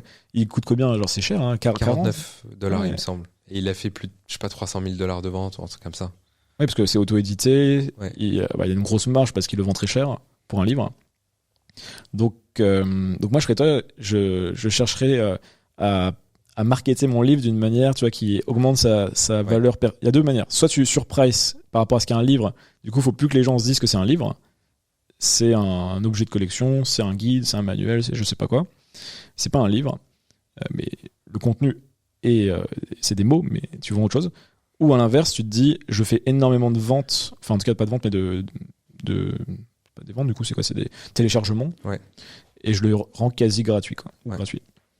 Mais l'entre-deux, en fait, l'entre-deux de 19 €, c'est nul, en fait. Okay. En fait, c'est nul, parce que tu vois, ça arrange personne. Le truc mon bouquin, il coûte 19 €. Moi, ça me va pas parce que je trouve ça trop cher pour les gens qui te connaissent pas. Parce qu'en fait, malgré tout, même si moi je considère qu'un livre c'est toujours un bon investissement et j'aurais pas les dépenses, je sais que c'est pas la majorité qui pense comme moi. Ouais. Donc c'est quand même un investissement. Ça coûte ce prix-là parce qu'en fait il y a beaucoup de gens dans la chaîne de valeur. Il faut rémunérer tous les acteurs qui composent la chaîne, l'éditeur, l'imprimeur, le libraire, toute la chaîne. Donc au final personne gagne vraiment de l'argent là-dedans parce qu'ils gagnent tous une petite fraction de ça. Toi t'en vis pas. Donc ouais, le marché et tu peux pas faire ce que tu veux, donc tu utilises pas bien les leviers. Ouais, là je suis en train de défoncer au final le modèle, mais bon, encore une fois, je l'ai fait en connaissance de cause, que je connaissais très bien ce milieu avant. J'ai pas découvert ça il y a 2 semaines au moment de publier, mais c'est une réalité et c'est intéressant de voir justement ça. Tu me fais réfléchir. Voilà, j'ai déjà pensé dans le passé comment tu peux autrement, on va dire générer de la valeur ou du cash même directement avec un livre. Et c'est ce qu'on a dit, donc soit très cher, soit gratuit, qui rentre dans un écosystème. Ouais. Et au final, là, on est dans un entre-deux avec un livre édité. Donc si t'as pas les arguments, les envies ou tu trouves pas les bénéfices que moi j'ai cités qui me suffisent, on va dire, malgré les problèmes que ça engendre, bah voilà, faut auto-éditer. Parce que là, toi, tu gagnerais peut-être 50 centimes ou 1 € par vente de livre, voire moins. Bah, c'est entre 8 et 12%, selon combien tu vends de bouquins. Ouais. Ou entre 6 et 10 selon les auteurs. Enfin, ma connaissance. Donc, ouais, c'est ça, 1,50 €, 2 €. Enfin, tu fais pas ça pour ça, quoi. En vendre 1 million. Lena Situation, par exemple, elle a dû. Oui, mais là, alors c'est intéressant parce qu'on revient sur justement les auteurs maintenant. Enfin, non, les éditeurs cherchent des influenceurs, des gens qui ont des audiences en tout cas. Et on voit que ceux qui vendent le plus, effectivement, c'est ceux qui ont les plus grosses audiences. Ça va de Lena Situation à Zemmour. Tu vois, par exemple, tu prends un cas extrême, Zemmour, c'est pas un mec du web. Et quoique, il a sa chaîne YouTube. Il avait sa chaîne YouTube pour les élections il y a 1 an, là. Donc, il a une plateforme. C'est lui qui vend très bien ses livres. Lena Situation, elle a, je sais pas combien, c'est quoi, plusieurs millions d'abonnés sur YouTube. Ouais. C'est elle qui vend le plus de livres. Tu regardes dans nos milieux plus business, celui qui a vendu le plus de livres, je crois que c'est Stan Leloup et éventuellement Olivier Roland. Les deux ont des grosses audiences. Ouais, c'est vrai. Donc aujourd'hui, l'éditeur cherche forcément des gens qui ont des audiences. Avec la limite, il y a quand même une limite à ça, c'est que les gens comme moi, par exemple, qui ont plutôt des audiences en dessous de 50 000 abonnés, moi je dois avoir 40 000, tu vois, tout cumulé, bah c'est pas assez pour faire des méga best-sellers, sauf si ton livre il part vraiment effet boule de neige, tu vois, bouche-oreille de dingue, ou qu'il y a une polémique autour, ou qu'il y a quelque chose qui fait que ça part, tu vois. Mais par l'audience elle-même, je trouve que c'est très dur de faire un gros best-seller. 100 000 ventes, c'est impossible, tu vois, quasiment. Tu parlais des... Je t'interromps ou pas ? Ouais, vas-y. Non, vas-y. Tu parlais des... Quand tu as écrit ton bouquin, tu essaies d'intégrer des mécanismes de viralité, ou de te dire comment est-ce que je peux faire que ce bouquin soit recommandé par des gens à leurs potes, etc. Tu as des exemples à donner de trucs que tu as mis en place ? Ce que je t'ai dit, en fait, je redis, c'est que tu m'as demandé le conseil pour toi, donc je te donne les conseils de quand j'ai fini le livre. Ok. De ce que j'ai réfléchi posteriori. Okay. J'ai lu un livre que je peux te recommander qui dépasse le livre, c'est Comment rendre une œuvre intemporelle. Ça s'appelle Perennial Seller de Ryan Holiday, qui est le mec le plus connu sur le stoïcisme, qui est une des philosophies sur lesquelles je me base déjà dans ma vie personnelle, mais aussi dans le livre. Alors, je le redis parce que les gens qui me suivent, je suis pas stoïcien, j'ai aux gens à caméra là, parce que tout le monde croit que je suis stoïcien, mais je m'inspire du stoïcisme et j'essaie de créer une surcouche par-dessus. Je modernise aussi au maximum cette philosophie. Mais Ryan Holiday, lui, il a vraiment masterisé comment prendre le stoïcisme, en faire un super produit moderne et un super business. On peut en parler après, parce que c'est des choses sur lesquelles je réfléchis aussi. Mais je me suis perdu, du coup, la question, c'était... intégrer des mécanismes de viralité. Oui, donc il en parle dans ce bouquin-là. Okay. Après, moi, ce que j'ai fait dans le livre, mais c'était pas voulu, c'est qu'il y a des chapitres, on va dire, qui sont plus incisifs que d'autres. Donc il y a des... Voilà, je veux pas jeter de la poudre, avant que la poudre arrive, tu vois, on va dire, mais il y a des chapitres qui peuvent, on va dire, questionner des gens, tu vois, sais pas trop comment dire, mais tu vois, les gens un peu plus sensibles, on va dire, qui font réfléchir, ou même qui peuvent un peu énerver, tu vois. Ouais. Donc il y a un monde où ça, ça fait vriller certaines parties de la population. Ouais. Mais en vrai, je pense pas avoir maximisé ce côté viral dans le livre. Par contre, ce que j'essaie de faire là, c'est créer des systèmes pour qu'après la période de promotion intense, j'ai des moyens, on va dire, de donner envie aux gens de partager le livre à d'autres amis, enfin d'autres connaissances qu'ils ont. Donc par exemple, là, j'ai créé un mail spécial auteur. Enfin, j'ai auteur JCK, du coup, enfin une adresse mail spéciale pour les bouquins. Et du coup, je crée des correspondances avec mes lecteurs là. Donc là, j'ai peut-être déjà 200 mails que j'ai récupérés en 10 jours. Dans le livre, tu as un truc qui dit envoyez-moi un email ou abonnez-vous. Oui, et même les gens qui ont précommandé via ma newsletter. D'accord. Du coup, j'avais déjà leur mail, mais là, j'ai leur mail d'une autre manière. Du coup, ils rentrent dans un autre funnel. Okay. Ce qui va me permettre de nourrir la relation et éventuellement leur dire va mettre des reviews, partage-le à tes amis, ou voilà une page Notion que tu peux partager à tes amis, voilà une interview qui pourra peut-être bien parler de ce qu'est le livre à tes potes. Enfin, les aider à leur mâcher le travail pour qu'ils convainquent leurs potes d'acheter le bouquin. Sachant que c'est le genre de livre, je pense que si t'as bien aimé ce que j'ai écrit, t'as envie de le partager. Ouais. Et parfois, t'as même plus envie que tes potes le lisent que toi, tu vas dire ouais, mais moi ça va, ma vie elle est intentionnelle. Par contre, un tel ou ma meuf, il faut que je lui donne le livre. Tu vois, ce genre de comportement. Faut qu'on vienne un peu sur le concept du livre, mais tu m'as fait penser à un truc, j'ai oublié. Mais bref, tout à l'heure, tu parlais de comment écrire un livre. Donc, tu disais qu'il y avait une big idea, donc vraiment l'idée maîtresse de ton bouquin. Après, tu parlais des chapitres qui peuvent être des concepts et tout. Est-ce que tu peux nous pitcher ton livre et dire en gros quelle est la grosse idée et peut-être nous donner quelques concepts Ouais. La grosse idée, en gros, donc le bouquin s'appelle Vie intentionnelle. Ouais. Et il y a 7 principes. Donc, 7 principes intemporels pour ne plus subir mais choisir votre vie. La vie intentionnelle, en fait, il faut plus partir de la vie par défaut. C'est mon constat, c'était que on a tendance, peu importe qui on est, à avoir une vie que j'appelle la vie par défaut. Donc c'est la somme des choses qu'on pense, qu'on fait et qu'on a malgré nous.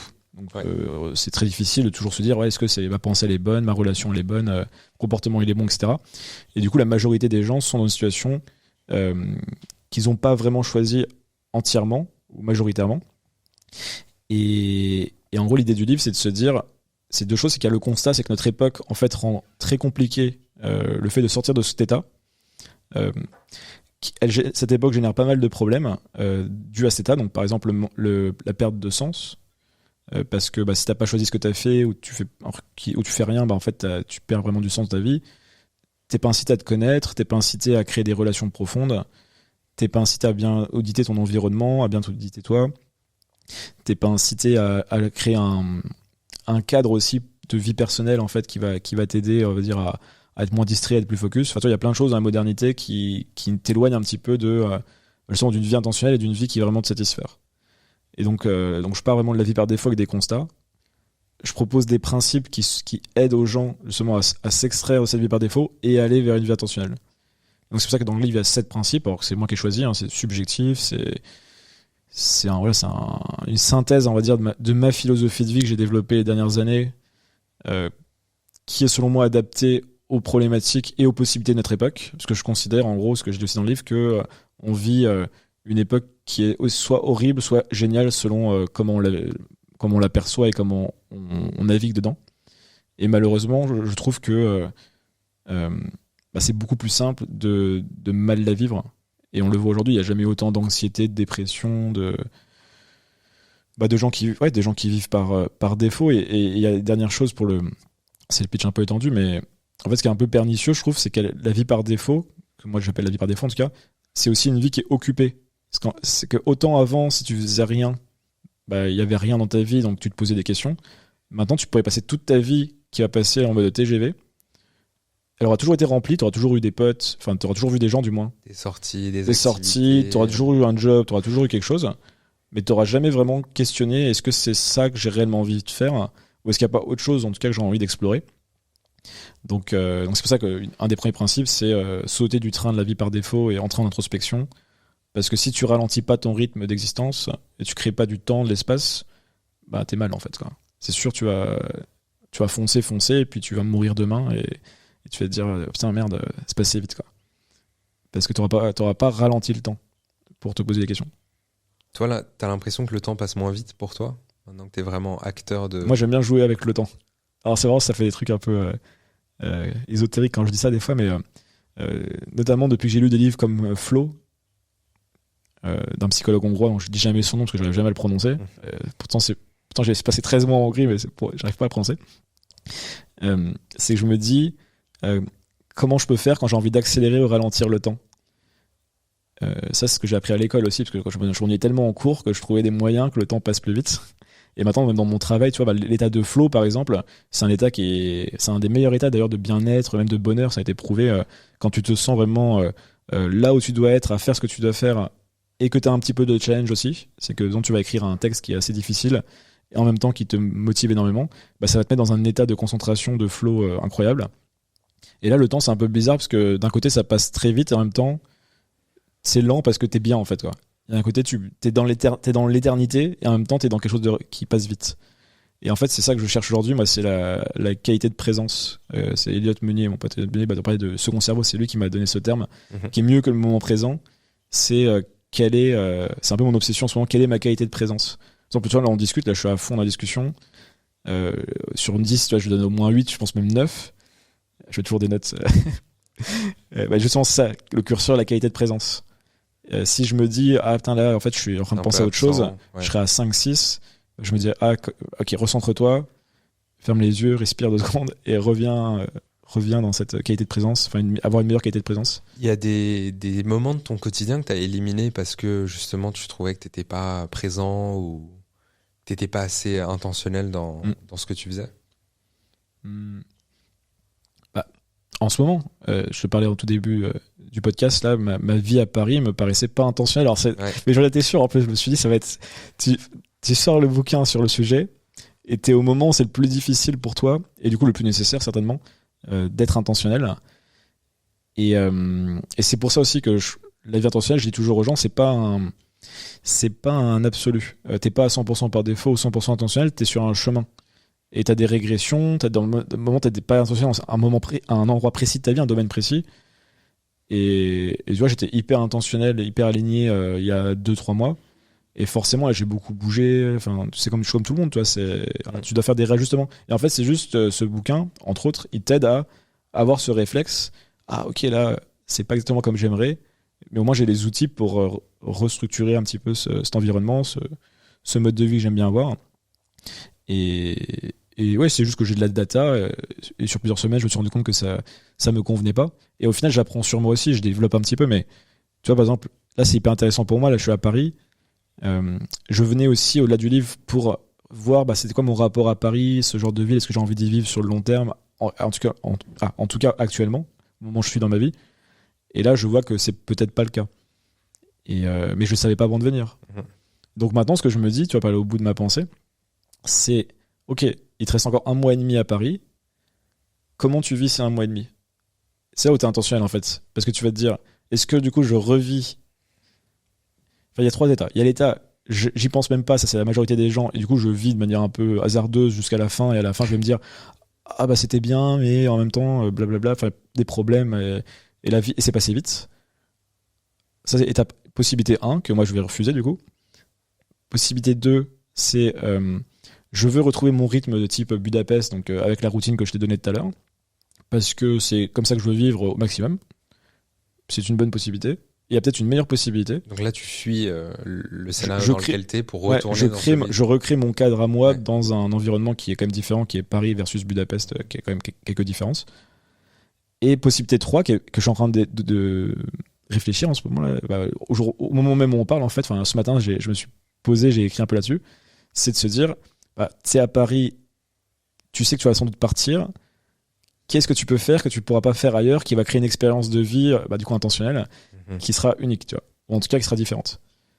Et typiquement, ça va être ne serait-ce que des questions du style, est-ce que j'ouvre les vannes sur les rencontres, ou est-ce qu'à l'inverse, je le fais à mode normal, où je rencontre une personne par jour maximum, ou un podcast, ou est-ce que je viens assoiffé de rencontres, tu vois, et du coup, tu vois, le choix est très différent selon ça. Et j'ai pas la réponse encore, mais c'est comme ça que je réfléchis. En tout cas, c'est peut-être plus intéressant que la réponse d'ailleurs. Donc voilà, je sais plus c'était quoi la question, mais en tout cas. Je te demandais s'il y avait des moments de ta vie ou des choses sur lesquelles tu avais tiré un trait. Ouais, c'est ça. Là, c'est un bon exemple. Ouais. C'est un bon exemple. Et c'est quoi l'alcool aussi, je peux te dire. L'alcool, intéressant. Ouais. Parce que alcool, je me suis. En gros, après ma start-up, donc fin 2018, j'arrive à Paris, je déménage. Là, c'était pour long terme. Tu vois, je suis resté 2 ans, mais je pensais même rester plus. J'ai plus de 10 kilos en trop. Santé mentale, je me rends pas compte à ce moment-là, mais qui est quand même pas au top. Et fatigue, enfin bref, pas grand-chose qui va. Et à ce moment-là, je prends des décisions justement pour reprendre le contrôle de ma vie. Et ça a été notamment de me remettre au sport. Donc c'est pour ça que maintenant je cours tout le temps. Ça date de cette époque. En fait, je courais pas spécialement avant. Je faisais du tennis, mais je courais pas.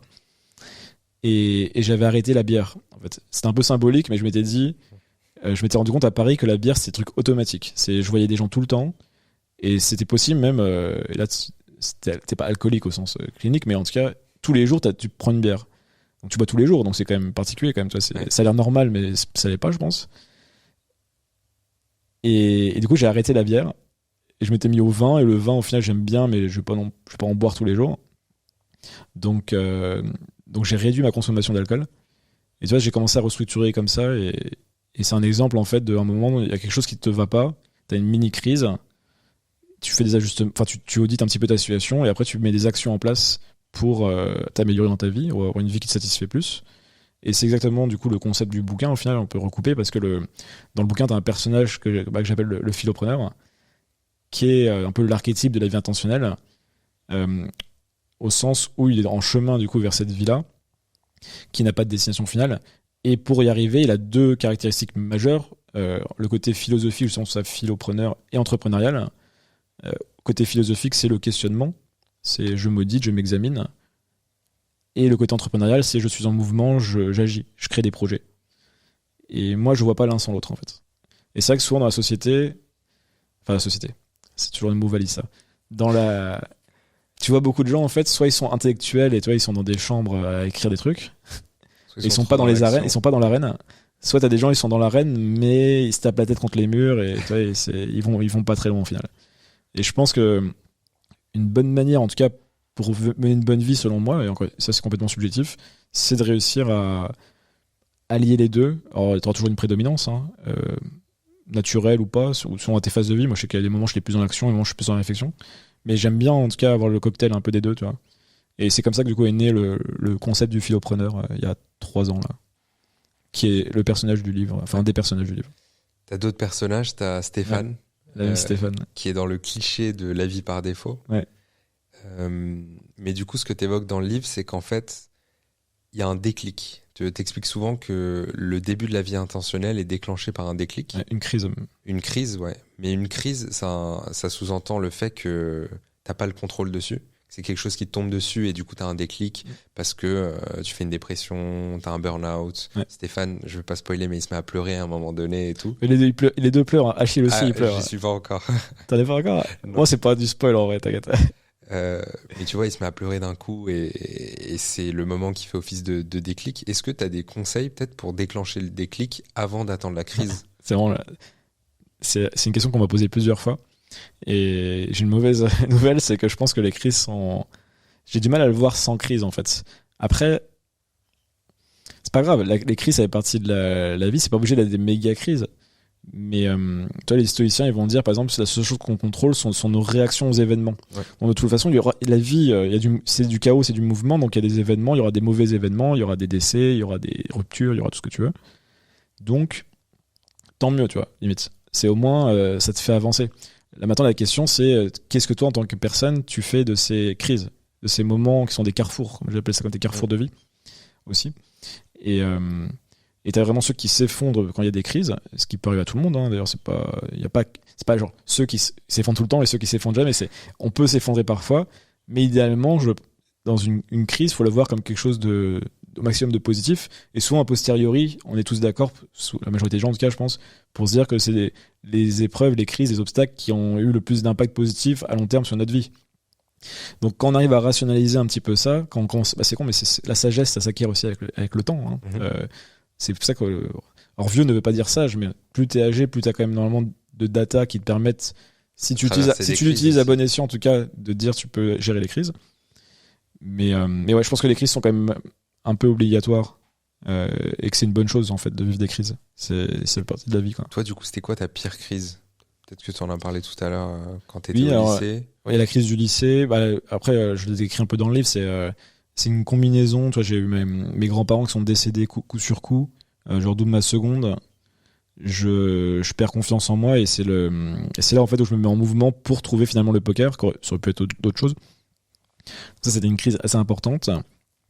Et j'ai eu une autre crise beaucoup plus tard, en 2021, donc il y a 2 ans, qui m'a conduit à partir à l'étranger. Alors pas que pour ça, mais il y a un ensemble d'événements dans ma vie perso et pro au même moment qui m'ont fait que je me suis vraiment pas senti très bien pendant 3-4 mois.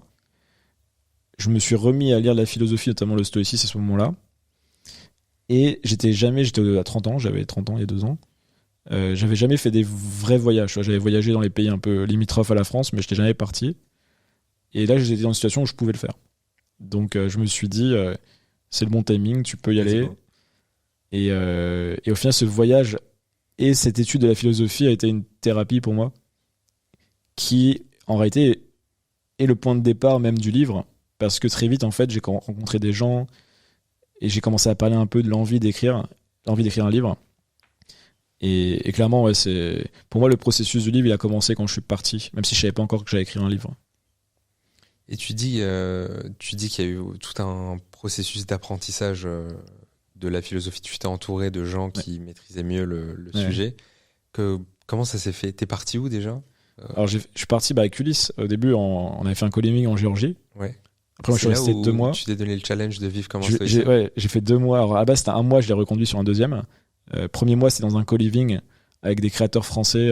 T'avais Ulysse, t'avais Thibault Louis, très connu sur LinkedIn, et d'autres peut-être un peu moins connus, en tout cas sur Internet. Et on a fait 1 mois. Moi, je faisais mon challenge alors qu'on était dans une baraque à 8. Les gens savaient, mais en même temps, c'était marrant parce que du coup, je disais pas forcément ce que j'étais en train de travailler. Et du coup, c'est intéressant aussi parce que, alors certes, je suis quand même introverti, mais là, j'étais vraiment très introverti. En plus, j'étais un peu en recovery, entre guillemets, à me remettre un peu de mes mois précédents qui avaient été compliqués. Donc, t'as des gens, en fait, qui m'ont vu pour la première fois il y a 2 ans, quand a presque bugué quand ils m'ont revu une 2e fois, parce que je suis quand même assez différent de ce qu'ils ont vu de par la situation. Donc il y a eu 1 mois, après j'ai fait 1 mois tout seul dans la capitale TBDC, en Géorgie toujours. Et donc voilà, pour ça c'était une première phase, j'avais documenté, j'ai fait une vidéo YouTube à l'époque sur ça, chaîne que j'ai arrêtée depuis, mais j'espère la reprendre un jour, mais en vrai j'avais lancé une chaîne à l'époque. Et quelque chose comme 6 mois après, début 2022, j'ai eu envie, donc comme il y a le projet livre qui commençait vraiment à être dans ma tête, j'avais annoncé, je vais écrire un livre, j'avais des craintes par rapport à ma capacité à structurer ma pensée. Et ce que j'ai fait du coup, c'est que je me suis dit, j'aurais progressé en philo, mais aussi en méthodologie d'écriture. Et donc j'ai recruté 3 profs pour des raisons différentes reliées à la philosophie. Et je suivais un petit programme de 6 mois où j'avais des cours toutes les semaines et des choses à rendre à certains profs. Parce que c'est une méthodologie, c'était pour pouvoir apprendre à faire des dissertes, des commentaires de texte et des essais philosophiques. Et, chose que j'avais jamais fait de ma vie. Vu que je n'étais pas allé à la fac, ou du moins quand j'y étais, je rendais pas mes devoirs. Donc j'étais un peu en mode étudiant, et c'est marrant parce que j'étais dans des cafés à Budapest ou en Turquie, parce que je suis allé aussi à Istanbul et à Budapest, entouré d'étudiants, et en fait je faisais la même chose qu'eux, sauf qu'on avait 10 ans d'écart. Ouais. Donc c'était marrant. Et comment tu les as recrutés Moi, mes abonnés, newsletters, des contacts de contacts. Ok. Contact d'abonnés. Et c'était quoi le format avec eux? T'avais un cours par semaine ou... Alors il y en avait un, c'était sur les notions de philosophie, c'était tous les mercredis 1 heure. Ok. T'en as un, c'était toutes les semaines 1h30, une discussion philosophique sur un sujet contemporain et ramener un peu de philo. Lui, il m'a amené du concept. Soit je parlais de quelque chose, ça, tu vois, justement, il y a un tel, il parle de ça. Ça permettait d'avoir côté dynamique et en même temps avoir de la matière qui m'apportait de la connaissance. Et le 3e, c'était du coup 2 fois par semaine. C'était avec celui que je travaillais sur des commentaires, des essais, tout ça. C'était un jeune, lui, pour le coup, c'était un étudiant de sociaux qui était super. et qui est passionné de philosophie depuis qu'il a 12-13 ans. Enfin, tu vois, il avait 24 ans, c'est la moitié de sa vie qu'il faisait de la philo, qu'il la lisait, qu'il en écrivait. Et là, c'était le plus intense parce que j'avais des devoirs entre les sessions. Et t'avais assez d'argent pour te payer ces 3 profs? Ça coûte pas très cher en vrai. Par rapport. Je te donne même les prix. Hein. J'ai dû payer 1 600 € pour 20 séances avec le prof sur une notion, ce prof agrégé. C'est un des meilleurs profs. C'est un des meilleurs profs de philo, tu vois, à Paris. Ok. Et entre guillemets, il coûte que 1 600 € pour 20 séances. Tu dis qu'il est dans le top 1%, mais au final, ça coûte pas si cher. Si tu compares à mes coachings, oui, voilà, ça n'a rien à voir. Ouais. Mais quand même, mine de rien, tu devais payer ces cours-là. En plus, tu devais payer ton logement, plus tu avais c'est des investissements. Plus le co-living, tous ces trucs-là. Comment tu gagnais de l'argent à ce moment-là? Le coaching. Principalement le coaching. Ouais. Okay. Et juste tes offres de coaching, tu les prices comment? On en a parlé vite à la tête du client. Non, c'est pas vrai. Mais en gros, j'ai 3 mois, c'est 4 000 € et 6 mois, c'est 7 000 €. Et donc, comme tu disais, il y a du one-to-one, il y a des devoirs à rendre, il y a des sessions. Okay. C'est ça. Ça n'a pas trop changé. Moi, demain, tu connais un peu mon audience, mon expérience passée, etc. À ton avis, je price comment si je fais un coaching pour se lancer, par exemple, sur les réseaux sociaux ou j'en sais rien, pour créer un compte? Ça dépend, c'est qui ta cible, en fait. Si elle n'a pas beaucoup d'argent. Est-ce que le coaching est la bonne offre, alors? Probablement pas. Il vaut mieux faire un produit, je pense, ou des coachings. Il vaudrait peut-être mieux avoir un peu les better call, là, un truc un peu comme ça, toi, un produit d'entrée à, 200-300 € où les gens peuvent t'avoir, ou une formation à. Tu vois, si c'est du B2C avec des gens qui n'ont pas forcément énormément de moyens, je pense que c'est plus smart d'avoir je réfléchis, tu me fais réfléchir. Parce qu'un service, c'est quand même pas mal pour commencer. Mais du coup, ça serait quoi le bon service à lancer pour des gens qui n'ont pas énormément de moyens, qui vont pas lâcher 5000 balles? Et ben, je pense que je ferais un truc de style 3-4 calls pricés avec tu détermines à l'heure, je sais pas, 250 € par exemple. Enfin, 1 000 € 4 calls, disons. Et tu les amènes d'un point A à un point B. Avec des devoirs ce que fait mon frère en ce moment sur LinkedIn. Okay. Il coach des gens qui développent ça même un peu plus loin, mais la base qu'il avait faite, c'était 4 calls. Et tu passes de je n'ai pas publié sur LinkedIn et je ne comprends rien à LinkedIn à j'ai ma ligne édito, j'ai mon profil, je vois un peu les dynamiques et je suis en mouvement pour écrire mes premiers posts. Okay. Et du coup, il paye pour les 4 calls. Et je crois qu'il paye 1 000 €, je crois. Okay. C'est un pricing fair. Ouais, c'est pas mal. Et c'est ça, c'est ce que justement Danko, un créateur que j'aime beaucoup aux US, un gros solopreneur, il appelle on va le traduire, c'est l'offre minimum viable ou la MVO, minimum viable offer. Et c'est ça, en gros, il te dit, tu fais pas chier, 3-4 rendez-vous, un prix 500 et 1 000 $ pour commencer, après tu feras monter les prix. Et au moins, tu es accessible pour la plupart des gens qui sont prêts à investir 500 €, 500 €, si ça leur importe vraiment ce qu'ils veulent faire. Et après, pour des audiences B2C qui sont pas les CEO de start-up, les gens fortunés, je pense que c'est plus des produits après, tu vois. Donc, mais c'est vrai que c'est jamais facile. Hein. C'est pour ça que la plupart des gens sont sur du B2B en vrai, hein, parce que au moins, où est l'argent en fait? C'est ça que la question à se poser à un moment aussi. Quoi. En B2C, c'est très dur. Ouais. Surtout sur les réseaux sociaux où tu peux te lancer et potentiellement pendant très longtemps pas gagner d'argent. Le truc, c'est que B2C, il faut que tu aies une capacité à faire du volume de fou. Et ça veut dire que toi, en tant que créateur, que tu sois un créateur presque mainstream.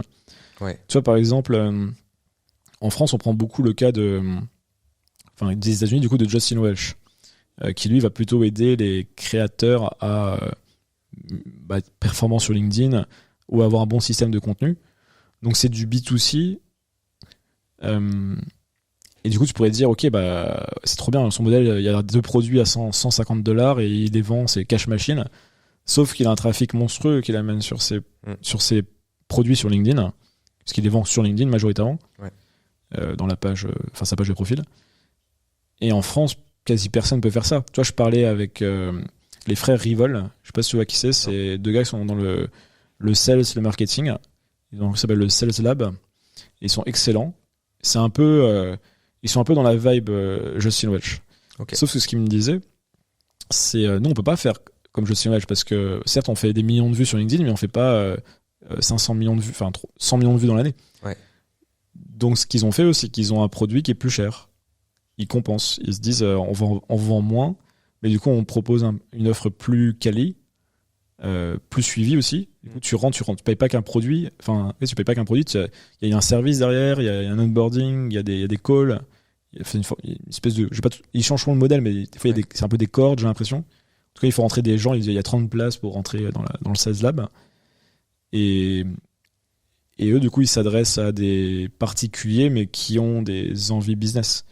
Mais ils s'adressent pas à des CEO qui ont levé 50 millions. Ouais, clairement. Et je pense que tu as beaucoup de créateurs qui se mettent une barrière et qui se disent j'ai 20 000 abonnés, c'est trop peu, je suis pas légitime pour lancer un accompagnement, un coaching, etc. Ouais.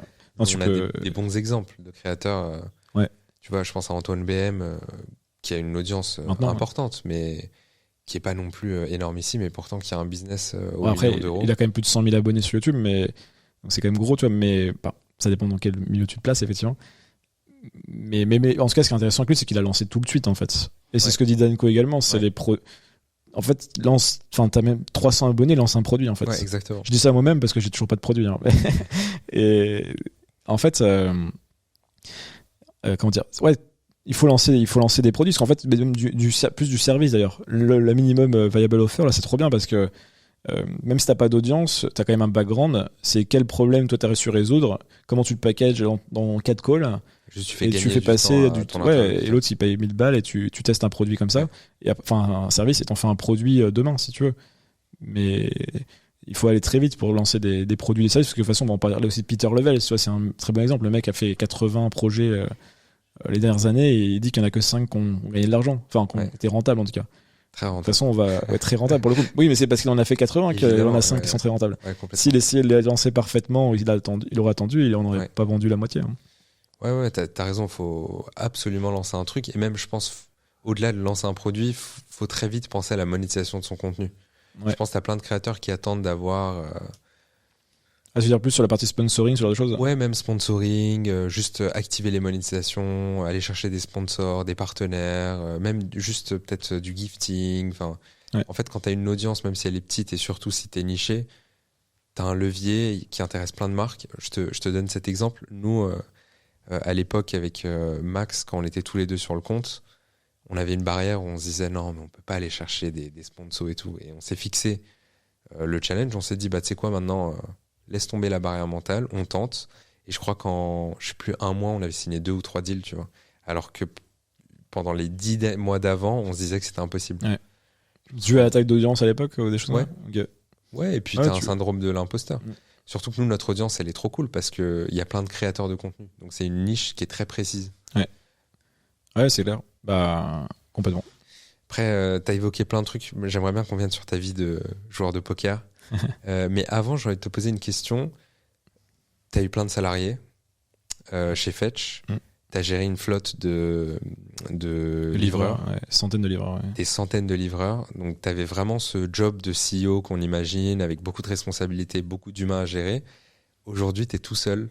Tu vas dans des cafés parce que tu dis que tu ne dois plus être tout seul pour bosser. Ouais. Tu as mis complètement de côté cette partie équipe et tu as envie d'être solopreneur maintenant, ou c'est quoi comment tu vois les prochaines années par rapport à ça? Alors, on me demande souvent, est-ce que tu remonteras un jour une startup? Alors, j'aime pas dire jamais, j'aime pas dire non, parce que j'ai pas envie de me fermer la porte. Là, je suis dans une phase de vie, clairement, où ça me convenait mieux. Enfin, j'étais dans une phase de vie où ça me convenait mieux de ne pas avoir de salariés, de faire mon voyage, etc. Là, j'exclus pas, mais je le ferai pas sous un horizon de 2-3 ans. Je pense que je me vois pas partir dans une aventure qui fera que dans 3 ans, je te parle et j'ai 40 employés, tu vois. Okay. Enfin, j'étais monté à 30 sur Fetch, disons entre 20 et 40 employés. C'est pas le genre de modèle que j'ai envie de lancer là. Par contre, de collaborer et même d'avoir peut-être une équipe avec moins de 10 personnes ou moins de 5-6 personnes, il y a quand même des différences. Disons même avoir un petit business avec 4-5 personnes qui travaillent avec moi, je suis pas fermé à ça aujourd'hui. Donc là, je suis en train de réfléchir à des choses que j'aimerais lancer. Mais clairement, donc la question c'était ça, je t'ai répondu, mais oui, les vies sont très différentes entre avoir des gens au quotidien Et ce que je dis souvent aux gens, c'est si vous pensez qu'un produit c'est facile, attendez d'avoir des humains et vous allez voir que le vrai game, quand vous avez une boîte ou une startup, tu vois, alors certes c'est difficile d'avoir le product market fit, c'est difficile d'avoir de la croissance sur un produit au début, mais en fait c'est un jeu simple par rapport au jeu de comment tu passes de tes 3, 4, 5 à 20, à 50, à 100, à 300, à 1000. C'est là où ça devient dur la boîte, vraiment. Je trouve que c'est à chaque fois des métiers différents. Moi, par exemple, je suis très à l'aise pour à partir de 0 aller jusqu'à 1. Et je pense que de 1 à 100, c'est le job de quelqu'un d'autre. Et de 100 à 10 000, c'est le job de quelqu'un d'autre. C'est très juste. Et ça crée plein de problématiques. Parce que quand tu montes une startup, par exemple, t'as des associés souvent. Ouais. Personne ne sait s'il est capable de se scaler et d'apprendre chacune des étapes. Ouais.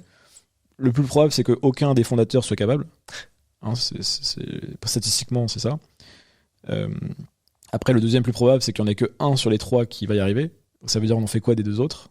C'est pour ça que tu vois souvent des gars qui finissent par sortir aussi, des boîtes. Alors c'est toujours déguisé. C'est pas, je dis pas que c'est toujours le cas, mais souvent les gens ils vont te dire il est sorti parce que voilà, il voulait voir d'autres horizons. Ouais. Et c'est peut-être juste fait dégager. Alors, peut-être de manière correcte, mais en tout cas ça existe. Moi-même, j'avais un associé que j'avais viré pendant Fetch. Donc aujourd'hui, on en parle très peu. Je le mets même pas en avant, tu vois, même dans les communications aujourd'hui de comment j'en parle de l'époque. Mais il y en a un qui, à mon sens en plus, ça qui est difficile, qui n'avait pas atteint le niveau qu'il devait atteindre pour passer l'étape d'après. Ouais. Et du coup, c'est moi qui avais été le voir et dire on va devoir arrêter cette collab. J'imagine que c'est pas évident comme discussion. Non, on s'est pas beaucoup reparlé depuis. Ouais. Forcément. Bon, après, c'est la vie, c'est comme ça. Il y a des pots cassés quand tu montes une boîte. Mais donc, mes vies sont très différentes, clairement. Et tu as évoqué vite fait, tu nous as balancé un spoiler, tu as d'autres projets. Ouais. C'est quoi celui qui te hype le plus? Alors, j'en ai 2. Après, je sais pas si je vais réussir à faire les 2 en même temps. Ouais. Là, je te disais, je suis en plein dans le lancement et promo du livre. Donc, ma tête est quand même pas mal encore dans le livre. Il y en a un qui est plus autour de la création de contenu, d'ailleurs. Notamment sur tout ce qui est...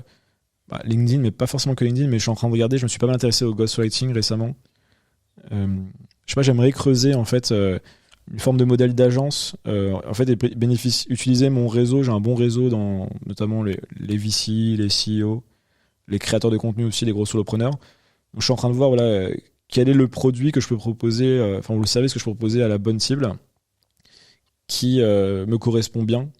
Et là-dessus, je suis pas fermé même à avoir des salariés, tu vois, un horizon 1 an, tu vois. On regarde aussi avec mon frère, on sait pas si on va le faire ensemble, mais il y a un monde où on crée un business ensemble dans ce que je viens de dire là. Okay. Ça, c'est une première partie plus service. Et après, sur la partie plutôt soloprenariat, qui peut s'étendre après avec des collaborateurs, je suis plus en train de regarder, parce qu'on parlait de Rayanoïdé tout à l'heure, de voir comment moi, avec ma personnalité, avec mon point de vue de la philosophie antique, notamment le stoïcisme, mais peut-être pas que, je peux proposer un média et des produits autour de ces idées. Et ce qui me permet en fait d'être cohérent aussi avec la vie intentionnelle, qui au final est très proche, tu vois, dans l'esprit un peu, cet esprit antique, cet esprit travail sur soi, étude de soi, etc. Donc ça m'enthousiaste pas mal. Toi, ne serait-ce que m'imaginer écrire des mails régulièrement sur ces sujets, prendre une citation, je sais pas, de Sénèque, et puis de développer autour de celle-ci. C'est dans ma tête en ce moment. Ouais. Et ça, si tu veux le lancer, tu fais quoi? Tu pars de ta base actuelle ou tu from scratch? Alors, un peu les deux, mais il y aura, je pense, une autre marque qui sera créée. Ok. Alors je dis ça, tout ça est poétique, hein. Mais c'est intéressant de faire l'exercice. Ouais. Après, il y a 2 manières de le lancer. Est-ce que tu te concentres sur le média en premier, ou est-ce que tu te concentres sur le produit? J'ai plus envie, comme j'ai jamais fait dans ce sens-là, de commencer par le produit et de me dire je peux rapidement lancer quelque chose qui me permettra de faire de l'ADS très vite vers une newsletter ou un gros lead magnet pour choper une base d'email, et pas forcément partir full focus sur Insta ou TikTok. Ouais. Tu prends le funnel un peu à l'envers. Je le prends à l'envers. Et il faut faire les deux, certes, mais je trouve que ça peut être une bonne approche en fait de partir du produit et de tester des produits. Et ça me permettra d'apprendre à faire des produits, parce que j'en ai pas fait beaucoup dans ma vie, à avoir un système un funnel avec des ads aussi. Donc ça va m'obliger à développer des compétences que j'ai pas. Et pareil, tu vois, sortir de LinkedIn, parce que moi j'étais principalement, exclusivement sur LinkedIn, sur les réseaux sociaux depuis 2 ans, enfin 1 an et demi. Et pareil après, du coup, d'aller sur Insta, TikTok, YouTube, beaucoup plus de vidéos. Et du coup, c'est ce que j'ai envie de faire l'an prochain là. Ok. Mais après, c'est le problème, c'est le bande passante. Dans quelle mesure je vais savoir faire les deux. Il n'y a pas trop de synergie en plus pour le coup là. Donc voilà. Je passe du coq à l'âne, mais j'ai trop envie de savoir à quoi ressemblait ta vie de joueur de poker. Ouais. Donc la journée, t'avais tes cours, t'en séchais une grande partie, je pense. Ouais, j'allais beaucoup au cinéma. T'allais beaucoup au cinéma. Ouais, j'adore le cinéma. Et j'ai jamais vu autant de films de ma vie que quand j'étais étudiant. Et après le soir, tu jouais en ligne sur les après-midi un peu aussi. Les après-midi. Ouais. En fait, Tu participais à des vrais tournois. Pas des que gros maman tournois. écoute ça, mais. T'inquiète, à ce stade, au bout de 2 heures de podcast, on a perdu. Non, mais j'allais pas en cours, je me disais même, tu vois, j'avais 18 ans, je disais que j'y allais, et puis finalement, j'allais pas. Je faisais des fois la séance de cinéma de 11h ou de 13h. Je rentrais chez moi, enfin chez ma mère, du coup, j'habitais chez elle. Et je commençais on appelle ça grinder, à jouer. Et tu jouais avec de l'argent réel? Oui, de l'argent réel, ouais, sur les sites. Alors, pour l'histoire, j'ai commencé à 16 ans, donc j'étais mineur. Avec le compte de maman? Alors, même pas avec mon compte, pas avec un faux compte, une fausse identité. Ah ouais? Parce que, alors, pour la remise en contexte, en fait, c'était avant que ça soit, on va dire, harmonisé, structuré et, comment dire, l'État n'était pas derrière, en fait. Il n'y avait pas de site .fr, c'était sur des sites internationaux qu'on jouait. Okay, c'est avant 2010. Et du coup, en fait, ils checkaient même pas ta carte d'identité quand tu allais t'inscrire. Okay. Donc j'avais une fausse identité, un faux nom, une fausse nationalité, enfin faux tout, tu vois. Mais la problématique j'avais pas de carte bancaire. Donc ce que j'ai dû faire, c'est participer à des tournois gratuits qui rémunéraient les premiers du tournoi, on va dire, mais sur des sommes modiques. Et j'ai eu la chance d'en gagner plusieurs sur un laps de temps très court, 1 mois après de m'être lancé. Et du coup, j'ai eu un petit capital de $100-$150 pour commencer à jouer. Okay. Et c'est ce capital-là que j'ai jamais eu besoin de mettre de l'argent de ma poche, en fait. Incroyable. Je suis parti de ça, en fait. Et c'est quoi le plus gros tournoi que t'as gagné? Ou le plus alors, je n'étais pas joueur de tournoi, donc j'ai pas eu des sommes. Je jouais en cash game. Cash game, c'est quoi? Alors, tournoi, en gros, tu payes un prix d'entrée, supposons 100 €. On donne des jetons, et tant que tu as des jetons, ça continue. Et on joue tant qu'il n'y a plus qu'une personne. Okay. Ça, c'est tournoi.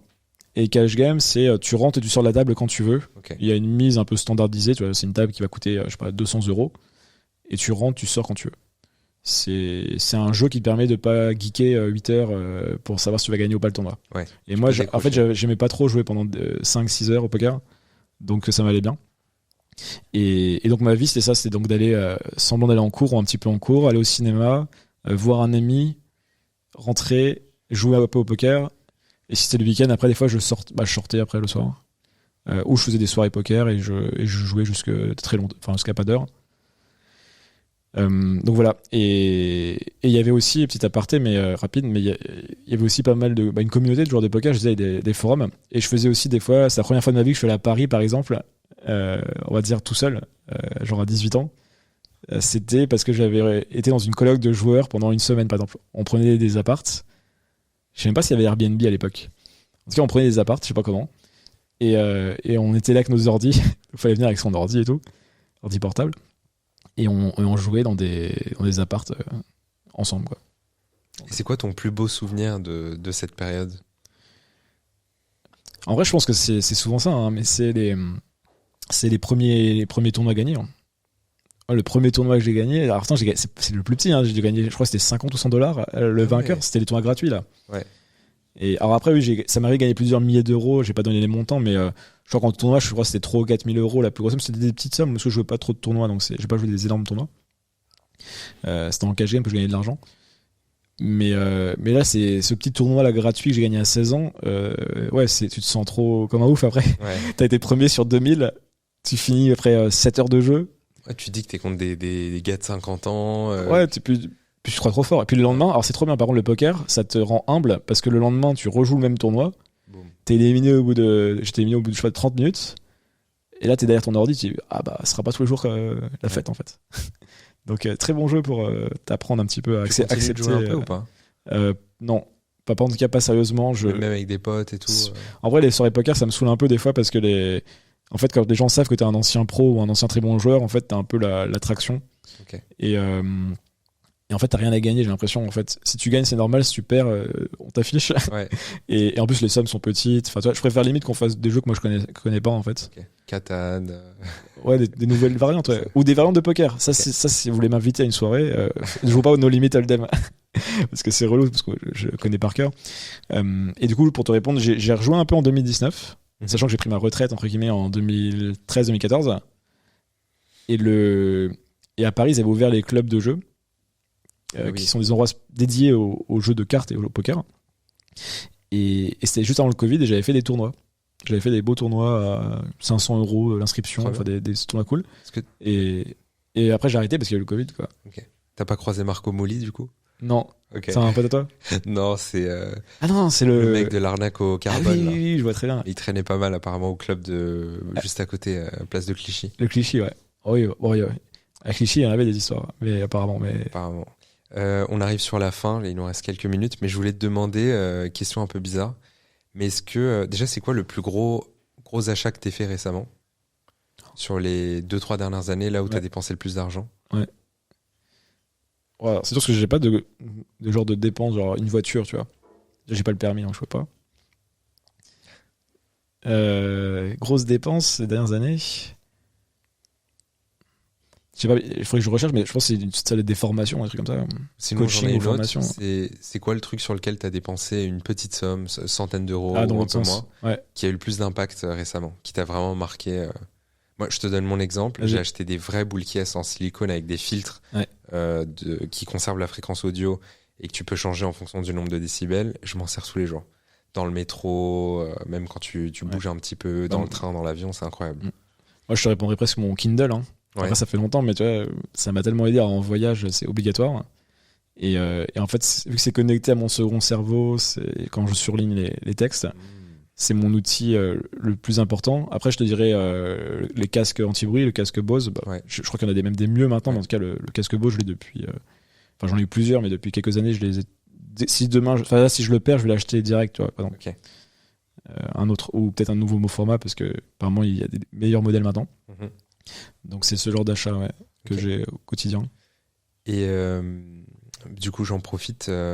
Si on veut acheter ton livre, où est-ce qu'on le trouve? Et si on veut te suivre, toi, comment est-ce qu'on peut te suivre? C'est quoi le meilleur moyen? Est-ce que c'est LinkedIn?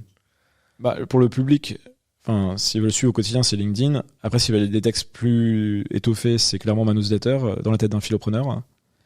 Et le bouquin, il est partout. Donc, Amazon. Alors, les libraires vont pas aimer, mais Amazon, c'est quand même un peu. D'un point de vue business, c'est quand même plus smart.